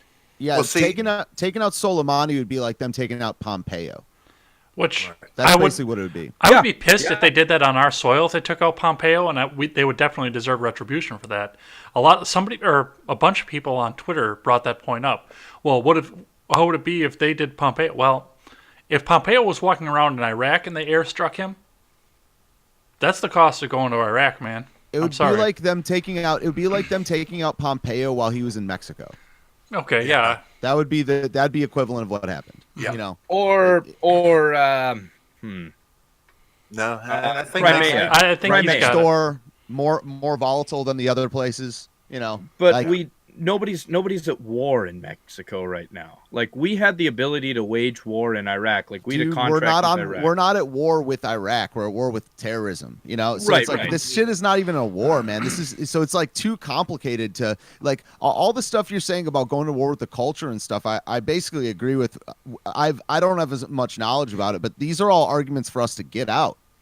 Right, You know, yeah, like right. it's too Oh, fucking yeah. complicated. So Right. and so if it it's then if you're under the premise that us getting out isn't going to happen, it's like, what shitty thing would you pick on top of that? It's like, I don't know, man. I'm at that point, it's like, I'm glad I'm not in power. Number two, if I was, I'd be trying to get us out. And I don't really, I don't accept the premise that's impossible to get us out.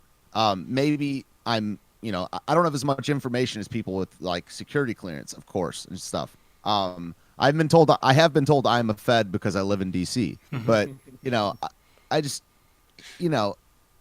boots on the ground, anything that's farther away from us pulling, that's farther away from us pulling out is just not a good call. More resources, more bullshit, more believing people that have lied over and over and over in the form of the deep state and the industrial complex, whatever you call them. But this is 3 generations back. We shouldn't have never overthrown their government. That's being the West, not necessarily the U.S. alone, but Britain had a big part of that. And then 25 years later, they took over the embassy, overthrew the government. It's been 40 years since then. It's just too much bullshit, right? That's what I think. mean, and it's not the kind of politics that blend well with ours. Why do we even want to deal with it? I mean, we're not a tribal mentality here, and you're not going to fix it with democracy. You're not going to fix it with freedom. You can't tell people like that how to, rule their people. You just can't. I mean, and even if they become oppressive, which they obviously are in some ways or have been. I mean, it's not our fucking business. That's the business of the people. Too. Yeah. That's the business of people to stand up and take back their country or their land, their whatever it is. It's not even broken. Yeah, it's not even broken from the tribal standpoint. It's like, it's not even like you saying it like not ours to fix. It's not even broken. I mean, we broke it. Post World War I broke it. The reason that all these countries are called what they are today is because of the West carving that shit up. Now, a lot of the forces after World War I and World War II they welcomed it being that, but it's not everybody. It's not all. So, and all government is oppressive. All government is a little bit of oppressive. No, It has to be by definition. Exactly. So it's just like, dude, close the border, bring our boys home, and our, whoever's sirs. I look at the Middle East like I do England. They've been doing their thing like they're doing for a few 100,000 years, whatever, 100 to 1,000 years, hundreds to 1,000 years, right? England's been around for over 1,000 years, right? A few thousand hundreds. I was going to say hundreds, but then I was like, no, England's been around. I was going to say hundreds, but I'm like, no, England and the Middle East have been around thousands of years. Man. Well, I mean, that's a landmass, yes. But still, the way they do things has been around. They've been fine with it for a long fucking time before we got involved. Like just doing their things, and it was working for them, right? 100,000 years ago, there was like a mammoth and a sheep on England going, They were shooting each other. The sheep of Iran. The sheep of Iran. So that would have been a goat, wouldn't it? Though. So I don't know. I guess to summarize my whole point on this whole thing is I think that there are powers more powerful than me that want us there, and if we have to be there, I would prefer to take out the high risk targets, take out the people who are killing America, and get our American soldiers back on our turf. Glass it. Yeah, well, or fight it with missiles. Glass it. I want to move this conversation back over into the domestic side of things because we got a lot of outcry from all of this. And first and foremost, we had former Charmed star Rose McGowan decided to make an apology to Iran on all of our behalfs, or at least 52% of our behalfs, begging Iran not to kill us. Whereas the rest of the 13% only want. I mean, I'm sorry. Oh, there's the rest of the 13. I thought we were talking about something else. Sorry. Wow. Yeah. Nice. Rose McGowan. So what do you guys think about, the domestic response to all of this? And then I got one more point I want to get to before we move out of this. We've been talking about this for almost an hour. We need to export her back to Scotland. Look, yeah, I'm like, bottom line is, fuck it. We've kind of got to be responsible for what we do as a country because we put our leadership in place. So to to capitulate and bend over and say, "Oh, sorry, we did this," when you didn't have any responsibility for doing it, and you don't have any responsibility for cleaning up after it, shut the fuck up. Yeah. Shut the fuck up. Yeah, I mean, I don't want to be over there as much as anyone, but at the same time, I'm not going to start licking someone's nuts because we did something to them. Like, no. Well, I John can tell you, hasn't if I wanted talked to be over there, I would have signed up for the military. I'm not going to lie. Yeah. John hasn't talked in an hour, and his first response is, "We're not going to be sucking people's Well, nuts." in his defense, he Good has point. talked. It's a great I mean, point. I mean, I just wanted to point that out, though. I was like, I "Huh." don't know. dude.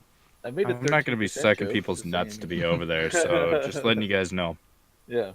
All right, and- In case back that to wasn't silence. clear, you know. I mean, she sounds like the kind of gal that would be the one giving them the code to unlock the door. I'm just saying. Yeah.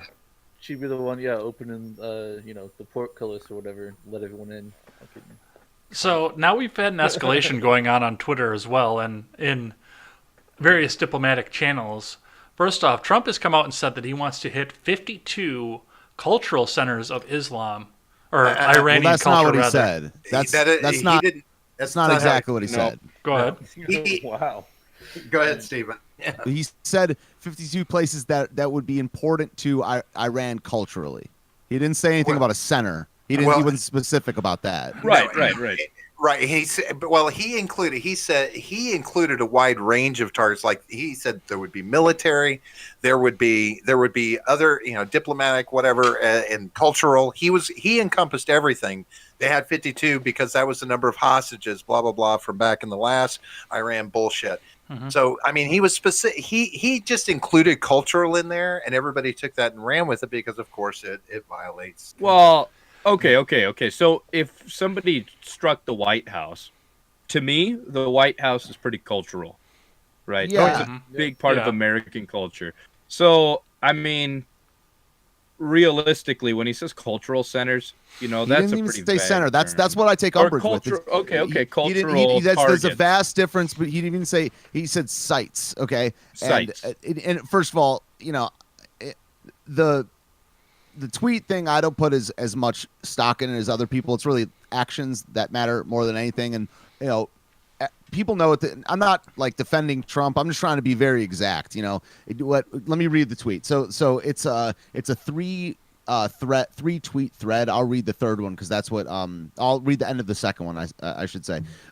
Let this serve as a warning that if Iran strikes any Americans or American assets, we have targeted 52 Iranian sites. And he said representing the 52 American hostages taken by Iran in '79, which is hysterical. Some at a very high level and important to Iran.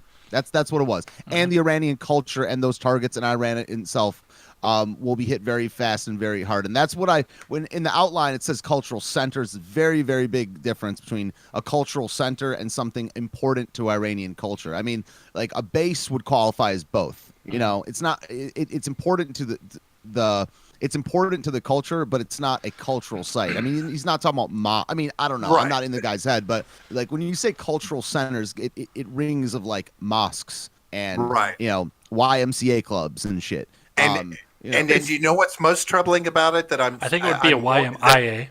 Right. That they didn't take away from that was that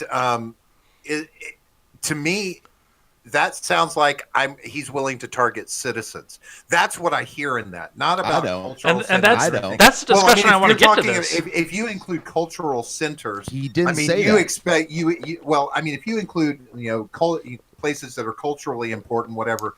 I don't know. You're talking It about, could like, be landmarks less and broad-based things stuff like that he's going to be indiscriminate in the targets he hits and not be focused on To me, it sounds like avoiding citizen death like or monuments and innocent things. death. it sounds like we're talking about the difference disagree. between a temple in Jerusalem and Jerusalem as a city. Okay, just as an example. I Because disagree. if you talk about a temple in Jerusalem, then that would be a cultural landmark, a cultural site specifically, as we're talking, a cultural center. Whereas Jerusalem itself is also a cultural site as a city, as a whole, as a place, as a location, Judea.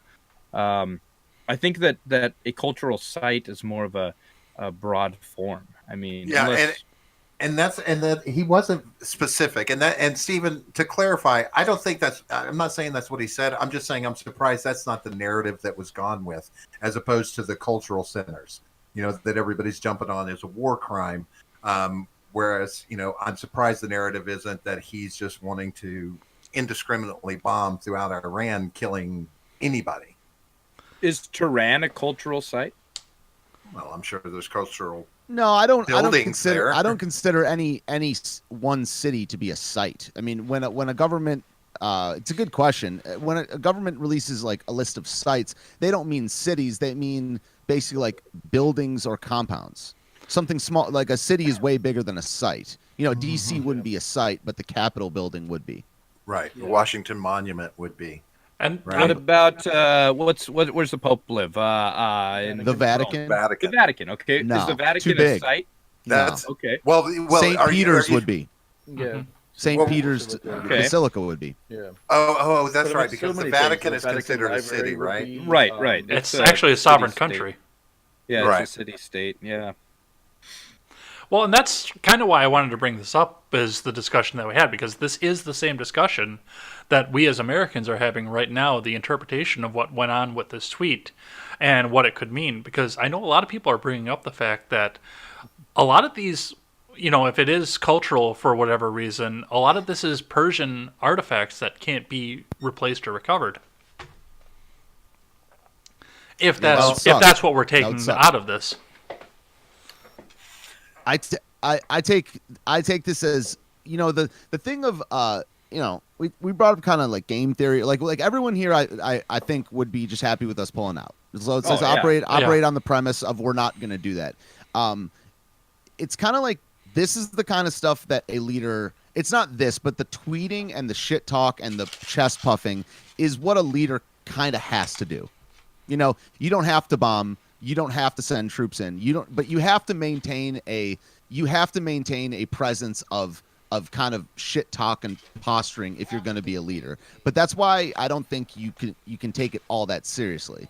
We can dissect the tweet word by word all day, but as the leader of something, that's why it's like the stuff with Kim Jong-un, dude, he has to say all that shit. Not Trump. I'm talking about actually what Kim Jong-un says at this point. You have to lie a little bit. You have to use hyperbole a little bit. You have to oversell your piece because you are, the shit talking is kind of has to be done. I think it's the actions that are the things that we can, to be taken more seriously. But I think you have to do this. You don't have to say the word culture in there. And also another thing that's interesting about this, I'm looking at the tweet right now, and it says some at a very high level and important to Iran, and then the and symbol, the ampersand, and then it says the Iranian culture. And between the ampersand and the, there's like 3 spaces indicating that he edited it. That he like thought about saying something else, or maybe it's just a typo, but there's 2 extra spaces in between those 2. So it looks like maybe he thought about saying something else or had something else in there. He took destroying out of there. He took Kofefe out of there. Well, he already said. If you could just stick the word destroying in there, but it was too many letters for the tweet. Too many characters. Yeah. Or something like that. But it's just interesting the placement of a few. And let me also see how many characters this tweet is. It'd be interesting if it was like 139 or something like that. Oh man, do Yeah. you guys see this? Steven's gonna start talking about Q if we're not careful. Dude, Q are definitely welcome on my show. I like those people, man. I just haven't looked into it that much, but I'm very, very conspiracy friendly. I like hearing it. If you actually read into some of that stuff that the Q guys come up with on Reddit, it's really interesting. They're like, this tweet was sent at 11:47, and 11 and 47 equals 11:11 because 4 plus 7 is 11. So this was 11:11, and that's 1111, and 1111 happens to be the passcode to President Trump's cell phone. So if you you know what I mean? Like it's pretty. They go into some pretty details. I don't know. What's that? The only Geometria? Q that I recognize is John Delancey. So Is that the Bond guy? Yeah, No, the Star Trek guy. Star Trek. Oh, So Gay. Stephen, I'm curious about when you talk about posturing. yeah. I understand what you're saying about a leader has to do that, but do you think that the posturing that you do has to be tailored to who you're posturing in front of. So, like, Iran seems kind of even more volatile than North Korea could be. You mean in terms of potential for violence? Right, 100%. Potential to just go ahead and say, "Fuck it, here I come." 100%. They're a stronger nation. They have more to protect. Hell yeah. So they don't have much to lose, but does that mean he should back down his posturing a little to tailor it to No. prevent that from happening, or does he want it to happen? it's that the stronger you sell, sometimes the more you decrease the chance of it happening. You know. Okay. It's the So, but I don't know if what he wants to happen. But if I were the president, I would ramp up the rhetoric while silently pulling everyone out. Well, and where I want to finish this off, because we do have to keep moving along here, is that it wasn't just President Trump that has ramped up the rhetoric. Iranian officials have now offered I believe it is up to $80 million bounty for the head of Donald Trump. Yeah, I saw that. And Nice. George Lopez made Wow. jokes about it. Yo, Do you know what the maintenance on Air Force One costs the U.S. every year?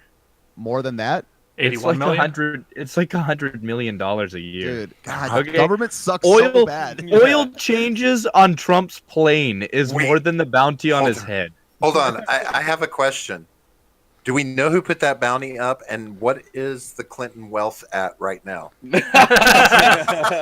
79 million, and then George Lopez put up the other 1 million. So I gotta look this up now because I Well, remember hearing that. Now I'm curious what Air Force One's. Well, maintenance apparently, cost an Iranian diplomat put out a statement, and it had a list of Trump properties throughout America and Europe.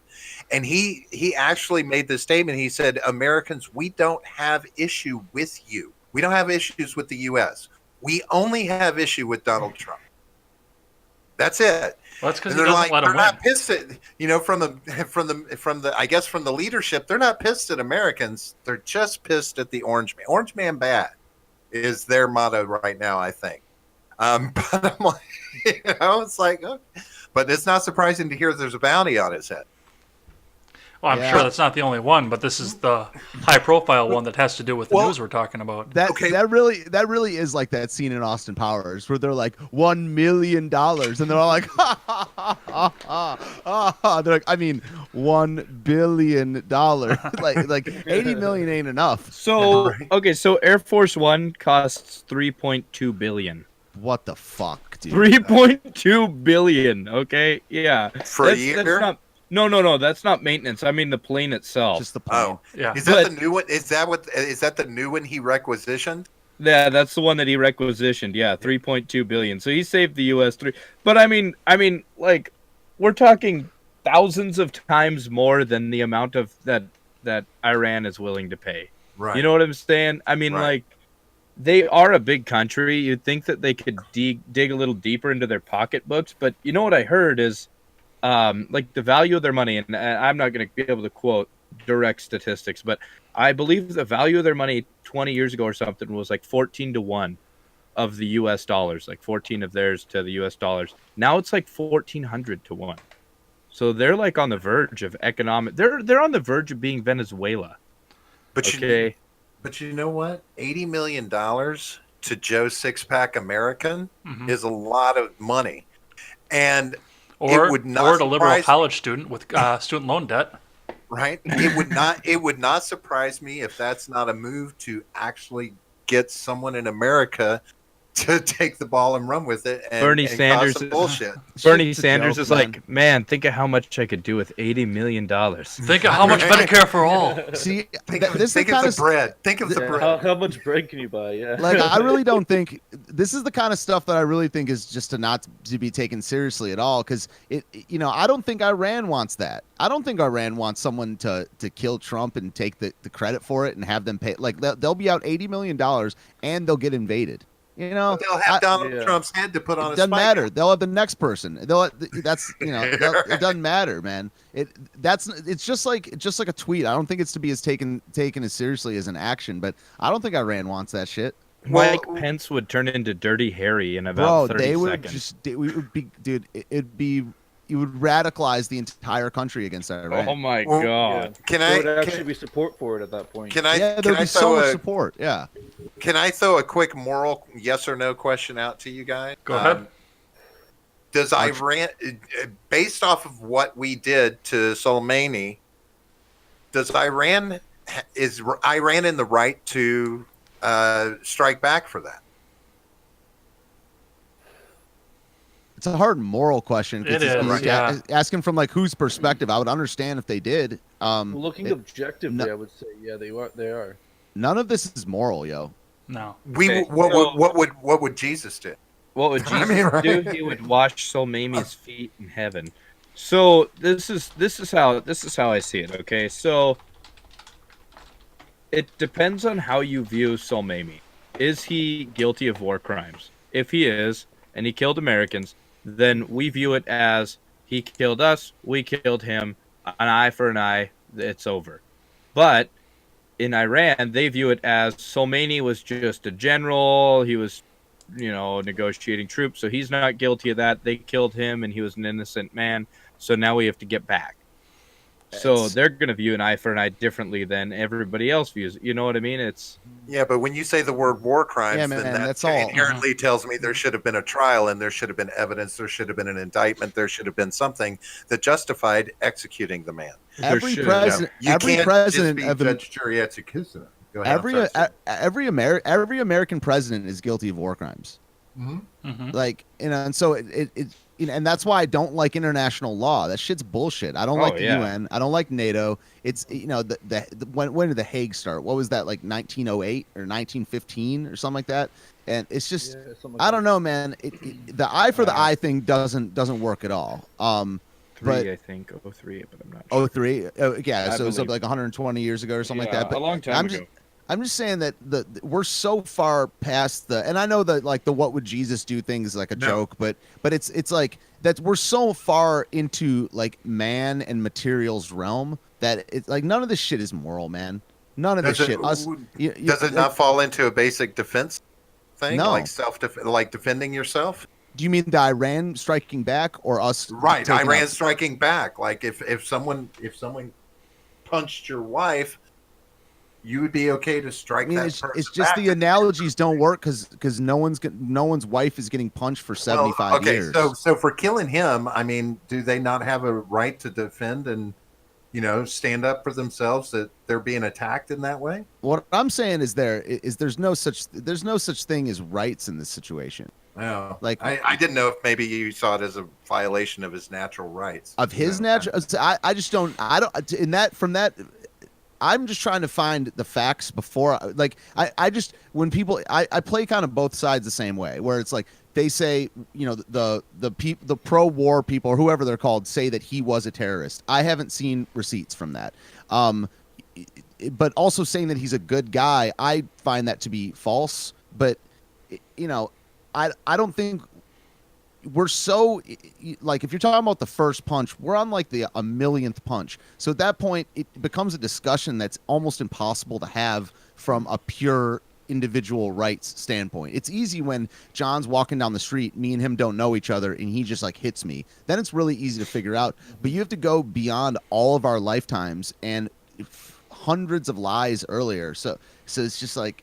Yeah. It's very hard to just answer, in Which terms came of first, the chicken or the egg? yeah, the chicken or the asshole, yo. Hey, John, in 2002, who took down the World Trade Centers? Who were you told? You were a kid. You were young, right? You were probably 12, 13? Well, no one took them down in 2002. No. In 2002, who were you told had taken them down? Oh, 2002. Yeah, no, it was a bunch of airplane hijackers. It was Al but Qaeda. where were they from? Well, they were from. I mean, I knew at this time that they were from Egypt and Saudi Arabia mostly. But back then, we were told they're from Iraq, right? No. Afghanistan. No. Afghanistan. Yeah. Exactly, Afghanistan. So why did we invade Iraq? That Because is of a lie. war. Yeah, Because of a no, we lie. were told that they had weapons of mass destruction and a bunch of other nonsense. Yeah. So, see, I think that especially like Robert's a few years older, he saw So, Iraq yeah. 1.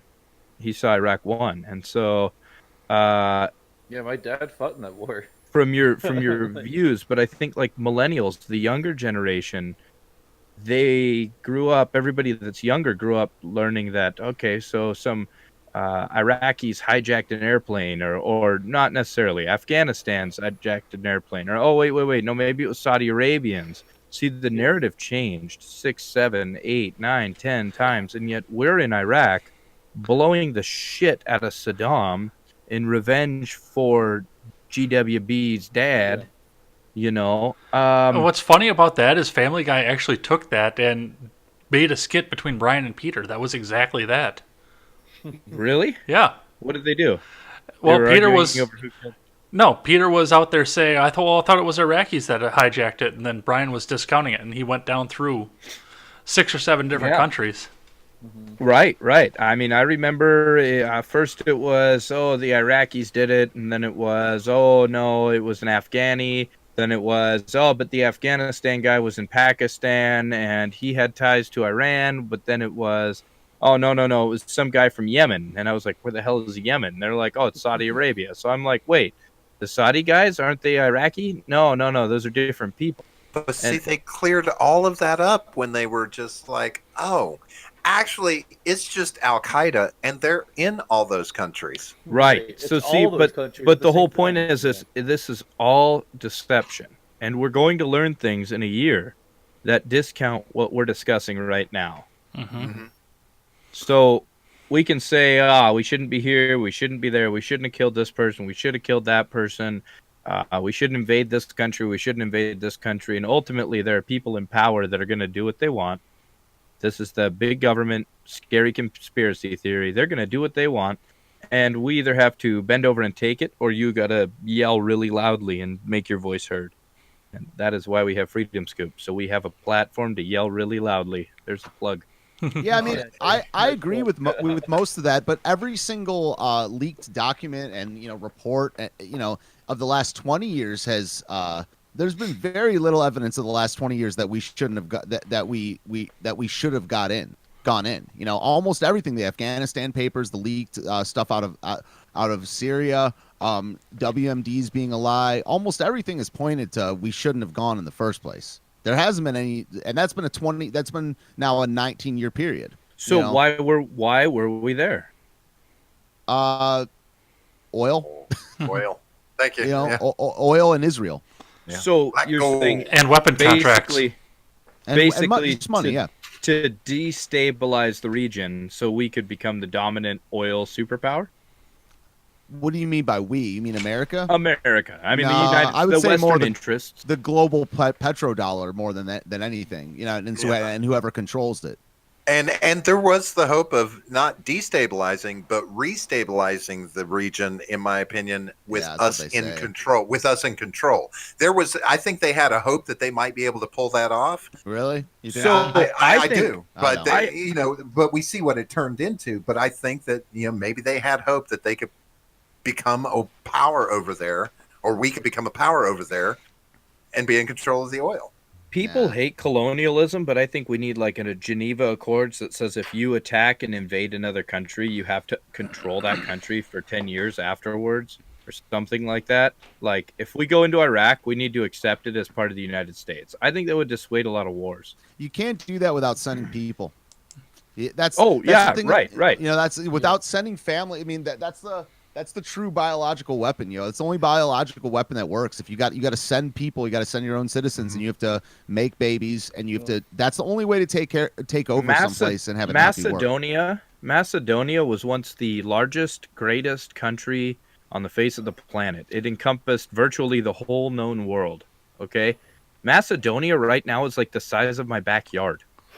Was Yeah, was but you also- Macedonia a country? I thought that was Greece, though. I thought that was the Greek. Macedonia was a still- Greek state ran by Alexander the Great Mhm. in like That's 64 where he was BC. from. Well, I mean, if Yeah. we want to Yeah. bring it to history, I mean, Istanbul used to be Constantinople. Right. And Alexander the Great at one time owned it. Well, we do But have my to. point is We Oh, do yeah, have we to gotta keep wrap this this moving thing up. along here because I do want to get into our thoughts shit. on Yeah, 2019 and 2020 here. But because you barely talked throughout this entire thing, John, you have the final thought on the Iraq thing. On the Iraq thing, Yeah, Or Iran. Yeah, let's get the hell out. That's about it. that is the final thought. So We I'm don't gonna. have to, yeah, we don't have to deal with those moral issues if we're just not there. Exactly. All right, I'm gonna check in with the live chat here just to see who joined in. Top Beat Coco busted out the gifts. I got a shaking Pepe in there, and I'm getting a seizure from it. Seawall popped in. Cameron Michael's over here, so welcome to the channel, Cameron Michael. This is the Iran Talk Hour, apparently. Ron Helton is going back up, giving us his opinion on what happened in Iraq, because he was, I believe he was in one of the wars over there too, if I'm not mistaken. So we had an eventful year last year. Like I said, all of us started our channels last year. Well, I started my channel the year before, but I started doing the podcast and live stream last year. So what have you guys taken away from all of the news that we saw in 2019? I'm going to go reverse. So Jake, why don't you start us out with this one? What did I learn from all of the news in 2019? Mm-hmm. That Jeffrey Epstein didn't kill himself. Said it once already, I'll say it again. 2019, I learned that there are powers that are bigger than me that are trying to push narratives. Well, That's about it. the narrative thing is the important part. What did we start out with last year? We started out, for the most part, on big news with the Smollett case. No, that the economy was going to collapse. That was the year That before. was the big news. No, that was, I believe, last December was like one of the worst Decembers that we've ever had. You're talking 2019. Yeah, 2019. Not January of 2019. Yeah. January of 2019, we were told the world is all going to fail. The economy is going to collapse. Smollett got strangled. And we all are going to die. And He kept then, a Subway sandwich, though. Oh, yeah. Hung on to that. And his shoelaces. Always steal a man's shoelaces if you're going to mug him. Steven, what did you take away from 2019 of all the news stories? What was important to you? What wasn't important with you? And where do you think our country's going based on what you saw?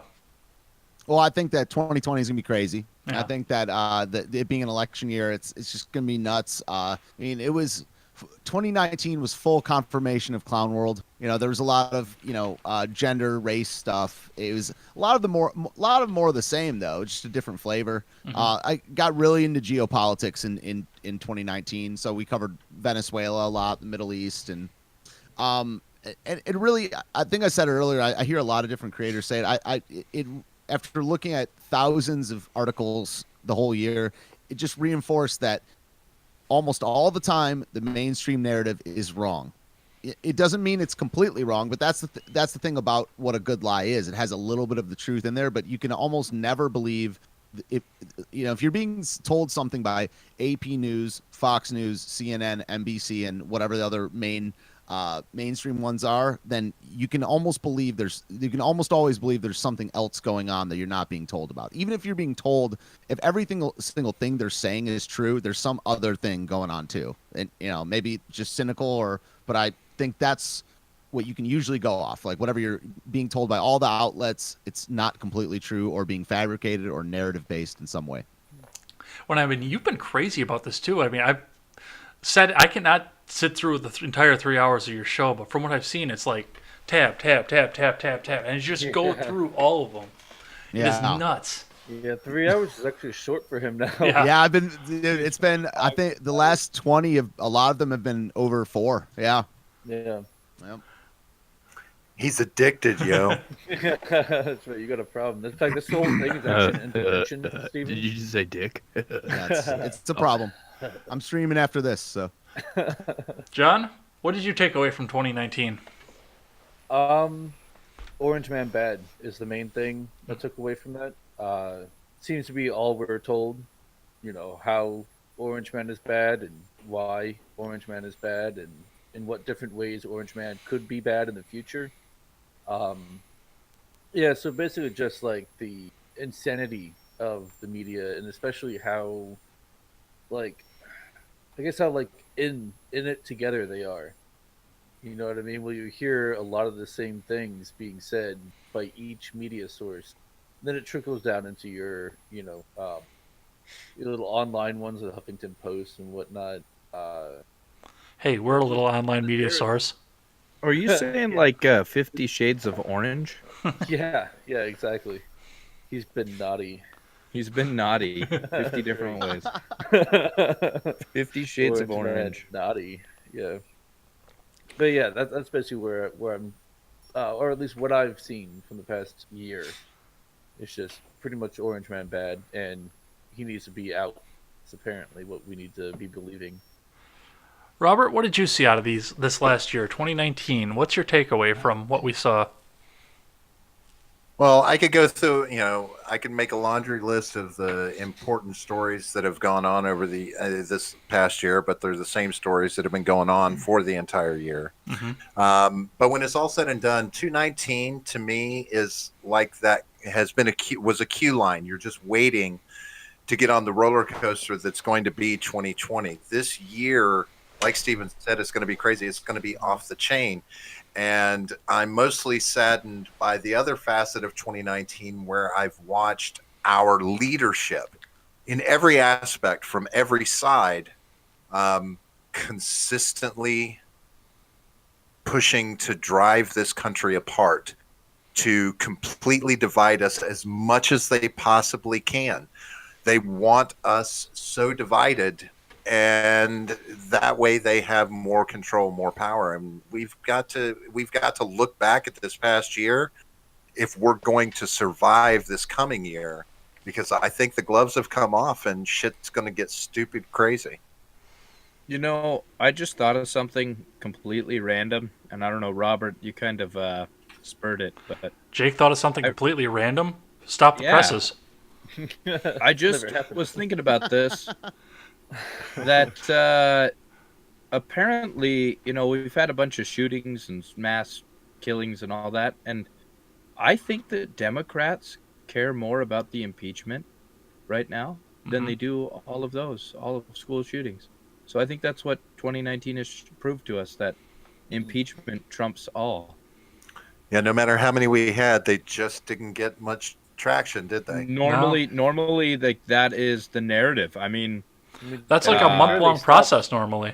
Yeah. And like, what school shootings happened this year? I don't know. Couldn't tell you. They stopped fitting the narrative. That's why. Right. I know there was the garlic thing. Did the garlic thing happen this year? Mm-hmm. Yeah. But now I will say this, just something to point to ponder and think about on your way afterwards. What's happened to gun legislation behind the scenes that we haven't been thinking about or talking about because we haven't been focused on any of it? Well, nothing on the federal level. No. Nothing bad's happened to us. Nothing on the at federal all. level? There hasn't been gun legislation, I think, all year on the It's federal been level. expanded at the state level. More states Yeah. are open carry now, and Yeah, well, Virginia, that thing is going to happen this month, and we'll see. what was that? Do you know about the Virginia thing that's going on right now? You're in Virginia, so I don't know about Virginia. Well, no, I'm not. But yeah. I mean, actually, in the state of Virginia, I mean, we don't have time to talk about it right now. That's another 2 hours of talking. But they're going for gun confiscation in this. I mean, it's completely blue now. Right. Yeah, that whole I thing. gotcha. Yeah. Yeah. Okay. Yeah. Now I got you. Yeah. What about you, Ed? I don't know. I look back at this and I saw a lot more of what we saw under the last year of Obama, is that the mainstream media is trying to push us forward, give us these stories that give us outrage, get us clicks, get us arguing with each other, to divide us further into the two religions that we see that both have their Mecca facing in Washington, D.C. We all sit back and we pray towards Washington, D.C. But what I have noticed more, and this is just like the end of the Obama presidency, is that we never get closure from any of these stories. How many of us know that the Parkland kid just got sentenced this month, or last month rather? What's Parkland? Yeah, exactly. Yeah, I had no idea. Yeah, we never got closure from that. Yeah, that's Broward County. Yeah, everything happens in Broward County. Welcome to the age of distraction. Yeah, we get all outraged, but then we never see the end of it. We never see the closure. I mentioned when I did my end of the year wrap up, we have no idea, for the most part, how the Ferguson riots ended. We just stopped talking about them one day. Yeah, that's true. Well, they stopped getting paid for, so they just ended. So maybe instead of being the USA, we should be the ADHD. The US ADHD. I prefer USDA. So USDA. I want to Choice give beef. I want to give everybody a chance to give an idea of what their goals are for the next year. And I did a little bit about this when I did my year-end wrap-up, but I want to give you guys a chance to kind of tell us what you plan to do this coming year, how you want to get there, and where you want to see yourselves go. And it's going to be interesting too because I have both members of the same show together, and they may have very different ideas of how they want to take that. But since they are here, John, why don't you start on this one? All right, What are your yeah, goals for 2020 for your show, and how do you want to see yourself get there? Well, for this show, I would really like to make this my full-time job. So obviously that would involve adding more shows than just the 2 week that we do now. But that's mostly due to both of our schedules. So I would really like to see, we can add more shows, hopefully, if we're able to do that. But if it becomes our full-time job, obviously that wouldn't be as much of an issue. So that's where I want to go. Hoping it can happen, but we'll see. Any ideas on how you plan to get to that goal? Well, mainly just trying to do other shows, getting the word out there about us, and so we get more subscribers, more people who'd be willing to, maybe give to a subscribe star or something like that. Probably won't go on Patreon, due to all the fuckery that they're into. I mean, there's a number of ways. Having more big guests on like we've had before, who will drive traffic our way. Doing things like this, like I said. Just I don't have like a clear plan on how to get there really, but just more exposure mostly. Robert, I think you've got some peanut gallery going on over there. So No, not at all. what do you? What? No, actually, no. John's right. We want to, we figure if we're going to be successful in 2020, we need to get at least, I think we like 5 more subscribers should do it. Five more subscribers. No, we want to build our subscriber base. Yes, we are. We've just come up with an idea.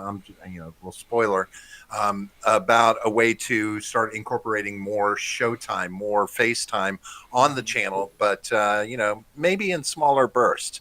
Getting that up to where we could actually make this more of a full-time situation. We want to broaden and we're going to try and do that. I'm going to start broadening out on the other channels that we're putting out there because I haven't really delved into the demographics. I just wanted to get them dry running through the end of last year. Trying to drive up guests. That's the other thing. We do well when we have guests on the show. So as long as we can pander out there and get guests and then hold up our little, will talk for money signs, maybe we can start making something happen. Now, Stephen, you have seen explosive growth in 2019. So I know that you're on a very, very good track, but what do you want to see for 2020? Where do you want to see yourself the next time we have this conversation in hopefully December this next time? Yeah, I mean, I don't know. I'm gonna keep doing my my solo show. I'm gonna keep I have two or three big goals for the year. Number one is to make more music. I'm releasing an album or two pretty soon. And I'm gonna keep doing my Wednesday concerts. I also want to get on the street more. I'm planning on making a documentary at the end of the year. So if you guys know any camera people or stuff like that in the DC area, I would love to talk to you. But one of the big projects I'm going to be doing is I think I'm going to do a documentary that starts a week before Election Day. So I believe that's something like October 25th. The election's November 3rd. So say October 25th all the way to Inauguration Day. So, and like what it's like living in DC during that time period. Especially as a right winger, I think that's pretty interesting because I've met zero in DC during the 10 years I've been here. But yeah, I want to get on the street more. I'm going to Richmond, Virginia on January 20th to interview people at this protest against some people are saying that this is going to become the Civil War. That's a lot of smoke. I'm going to go there to see if there's fire. But I want to get on the street more, interview people, do my daily show more, and just have cool guests on. About it. Yeah. Badass.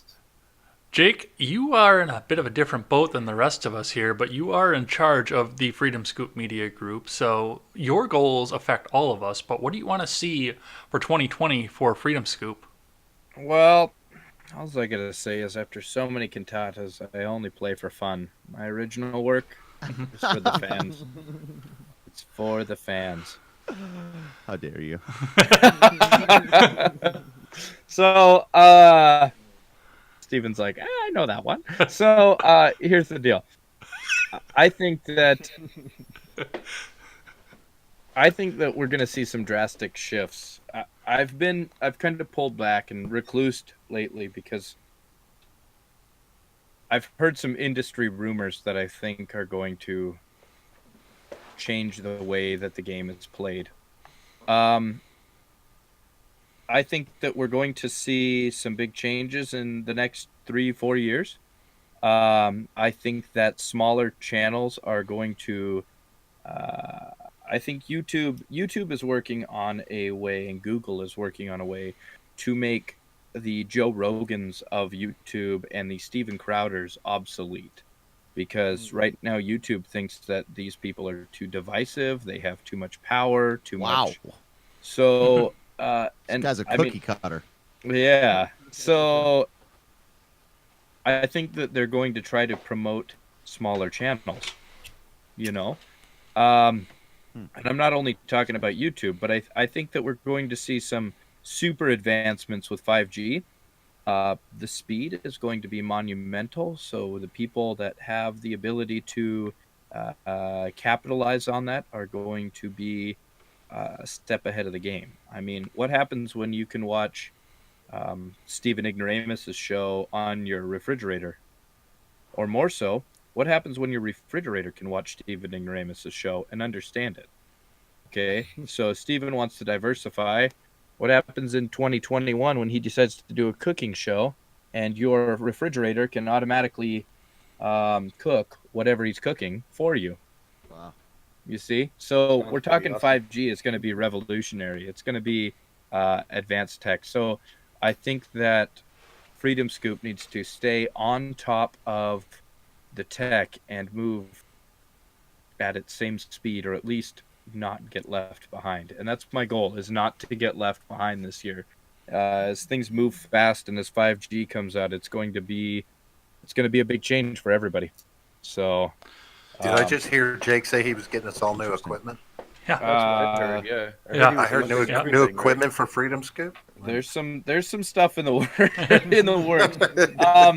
We're gonna do a server upgrade here in about 3 months, and we're going to hopefully have some better hosting providers, so people like that guy over there in the middle with the Pumbaa shirt on can have some faster internet speeds on his website. So we're working on some things.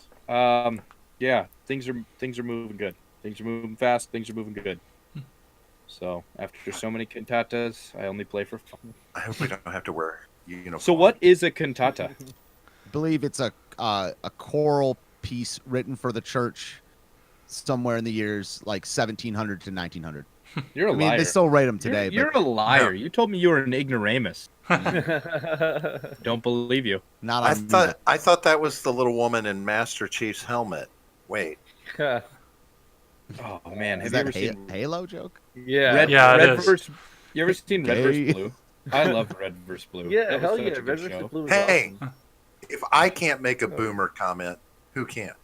Hey, what'd you get for It's not even Christmas, a John? female Herpes. Nothing. I don't get stuff. What'd you get for I don't- Christmas, I Ed? don't get stuff for Christmas. What did I get for Christmas? I got a new Yep. cast iron skillet. Hey, me too. I got a what do you call that? Cast iron skillet. No. A Dutch oven. What'd Those you are get for nice. Christmas, Steven? You get anything? My mom got me a Trump winter cap, Ah. and I was Jumping on like, the Trump "Do you train. want me to get knifed as I go for a run?" It's like I would have to go for a run first. Robert, what'd your wife get you? The softest pajamas I've ever snuggled with her in. Oh, Something like that's that. so nice. A pajamagram. All right, guys. All right. Last question we always ask on this show is we want to talk about a hobby that we have that has nothing to do with work or politics. So, Robert, 30 seconds. Gardening and mobile gaming, boring stuff. You know. John? D&D and HEMA when I can. Steven? Music, but that's kind of work. I don't know. I want to get better at, well, everything I do is like related to my channel and music. So it's all kind of, I'm trying to come up out with albums, but then I want to sell them. So I don't know, man. It's all kind of the same thing. Are you serious about doing a Christmas album for next year with me? Yeah, you're trying to sing, right? Yeah. Yeah, let's do. Trying to yeah. sing. You're trying Yeah. to sing, right, Ed? Yeah. Sure. I'm in, man. That sounds great. Jake? I've started playing Farming Simulator. It sounds like the worst game ever, but it's awesome. You just drive a tractor around. I can't say it's the worst game ever because I play Stardew Valley and I do it on stream. Man. Farming Simulator is awesome because you can like grow corn and stuff. What's better than that? You know what? You can go out in your backyard and grow corn. Yeah. Yeah, but then That's the best simulation ever. So the problem with with me is every time I go do something like that, then I'm like, how can I monetize this corn? So if I play it virtually, I'm like, well, there's no way to monetize the corn. Yep. Well, that is the show that we have for you guys today. I want to thank everybody for popping in and watching us today. Ron Hilton, Top Feed Coco, our top chatters out there on all platforms. Seawall for coming in. Already Conservative for coming in and having a conversation with us. And if you want to finish the conversation with these guys here, John and Robert, fight it out. Who gets to tell how they can find you? I'm pretty good at that, so I'll go ahead and do it. Yeah, you can find us on our YouTube channel, which I believe the link is down below. Yes, Not it is. 100%. All right, there you go. And then you can also find us on Twitter. That's the Gen Gap P, which I believe I saw in the description as well. Sure is. And, I take care of you guys. Yeah, no, absolutely. But also, once you're on one of our videos, in our description, you can find our Discord link for our Discord server, which is super fun, super spicy, really awesome. I recommend. Mostly spicy. Mostly spicy. But yeah, you can also find us at freedom.com. We also have some merch there too, if anyone's interested. Steven, tell us where they can find you at. Most places. Ignoramus Steve on Twitter, youtube.com/Steven Ignoramus, DLive, Periscope, Mixer, Twitch, all that good stuff. If you just type me into Google, it should show up. But yeah, I'm all over the place. BitChute, Instagram, all kinds of stuff. Bushes outside your window. Jake, other than a burlap tent outside of Matt Christensen's house, where can we find you? You weren't supposed to say anything about that. That was super secret. Yeah. Too late. That's it. Find me on Twitter at RealJake1776, which I might change one of these days because I'm not the real Jake, just so you know. I'm the fake Jake. No, I'm the real Jake. But I wasn't born in 1776. It's a bit of a misnomer. Yeah. It's like political working class, it just doesn't quite make any sense. So, yeah, find me there. Everybody's like, what? Political working class? So, yeah, that's where you can find me. Just find me on Twitter, and I'll tell you everything else, where else to find me. And then go over to freedomscoop.com, check out Ed and Steven and the Gen Gap guys over there. They're fantastic. Yeah, we're pretty great. So fantastic. The best. They have the biggest best. breasts. I don't know why. Every time I do a Trump impression, I start thinking of breasts. Well, he's kind of thick, so maybe he's got a pair himself. They've all got Maybe. fake boobs. They've got like big, beautiful, fake boobs. You I are love fake them. boobs. You are fake boobs. You are fake boobs. Love it. So, You fired. So I think that that's about it. Find me somewhere. Find Steven. Just find one of these guys, and then you'll find me. Yes. And I want to thank everyone for checking us out over on YouTube, Twitch, and DLive, and as well over on Periscope for Twitter and Facebook. And if you're just catching up now, you can always catch us on demand on YouTube, BitChute, and the audio platforms. And please, if you are on the audio platforms, make sure you leave that 5-star rating and a good review. That always helps us move up the charts. And if you have an interest in writing for a freedom of speech platform, hit me up, edsblogtwitter@gmail.com. We'll see if we can't get you set up to write over on freedomscoop.com as well. That's always something that we're trying to build as well, our written articles. So let's see if we can make that happen. As we always say on this show, never take the words of bloggers, podcasters, or journalists as gospel. Find all the facts and draw your own conclusions. We are going to try and do this again next month on one of these other channels, so watch for announcements on that. And we've got 4 sets of last words that we need to talk to, so... Jake, last words. Bye. Steven, last word. I don't know. Start a farm. Have kids. Tell the truth. John? Don't listen to anything Robert says. Damn. Robert? All right. Well, that's a shame because we're going live in 40 minute. But you don't have to anything believe Robert that, ever says. Don't have to believe me. Just subscribe, yo. right? We're going live in 40 minutes on the generational gap. So, fake news.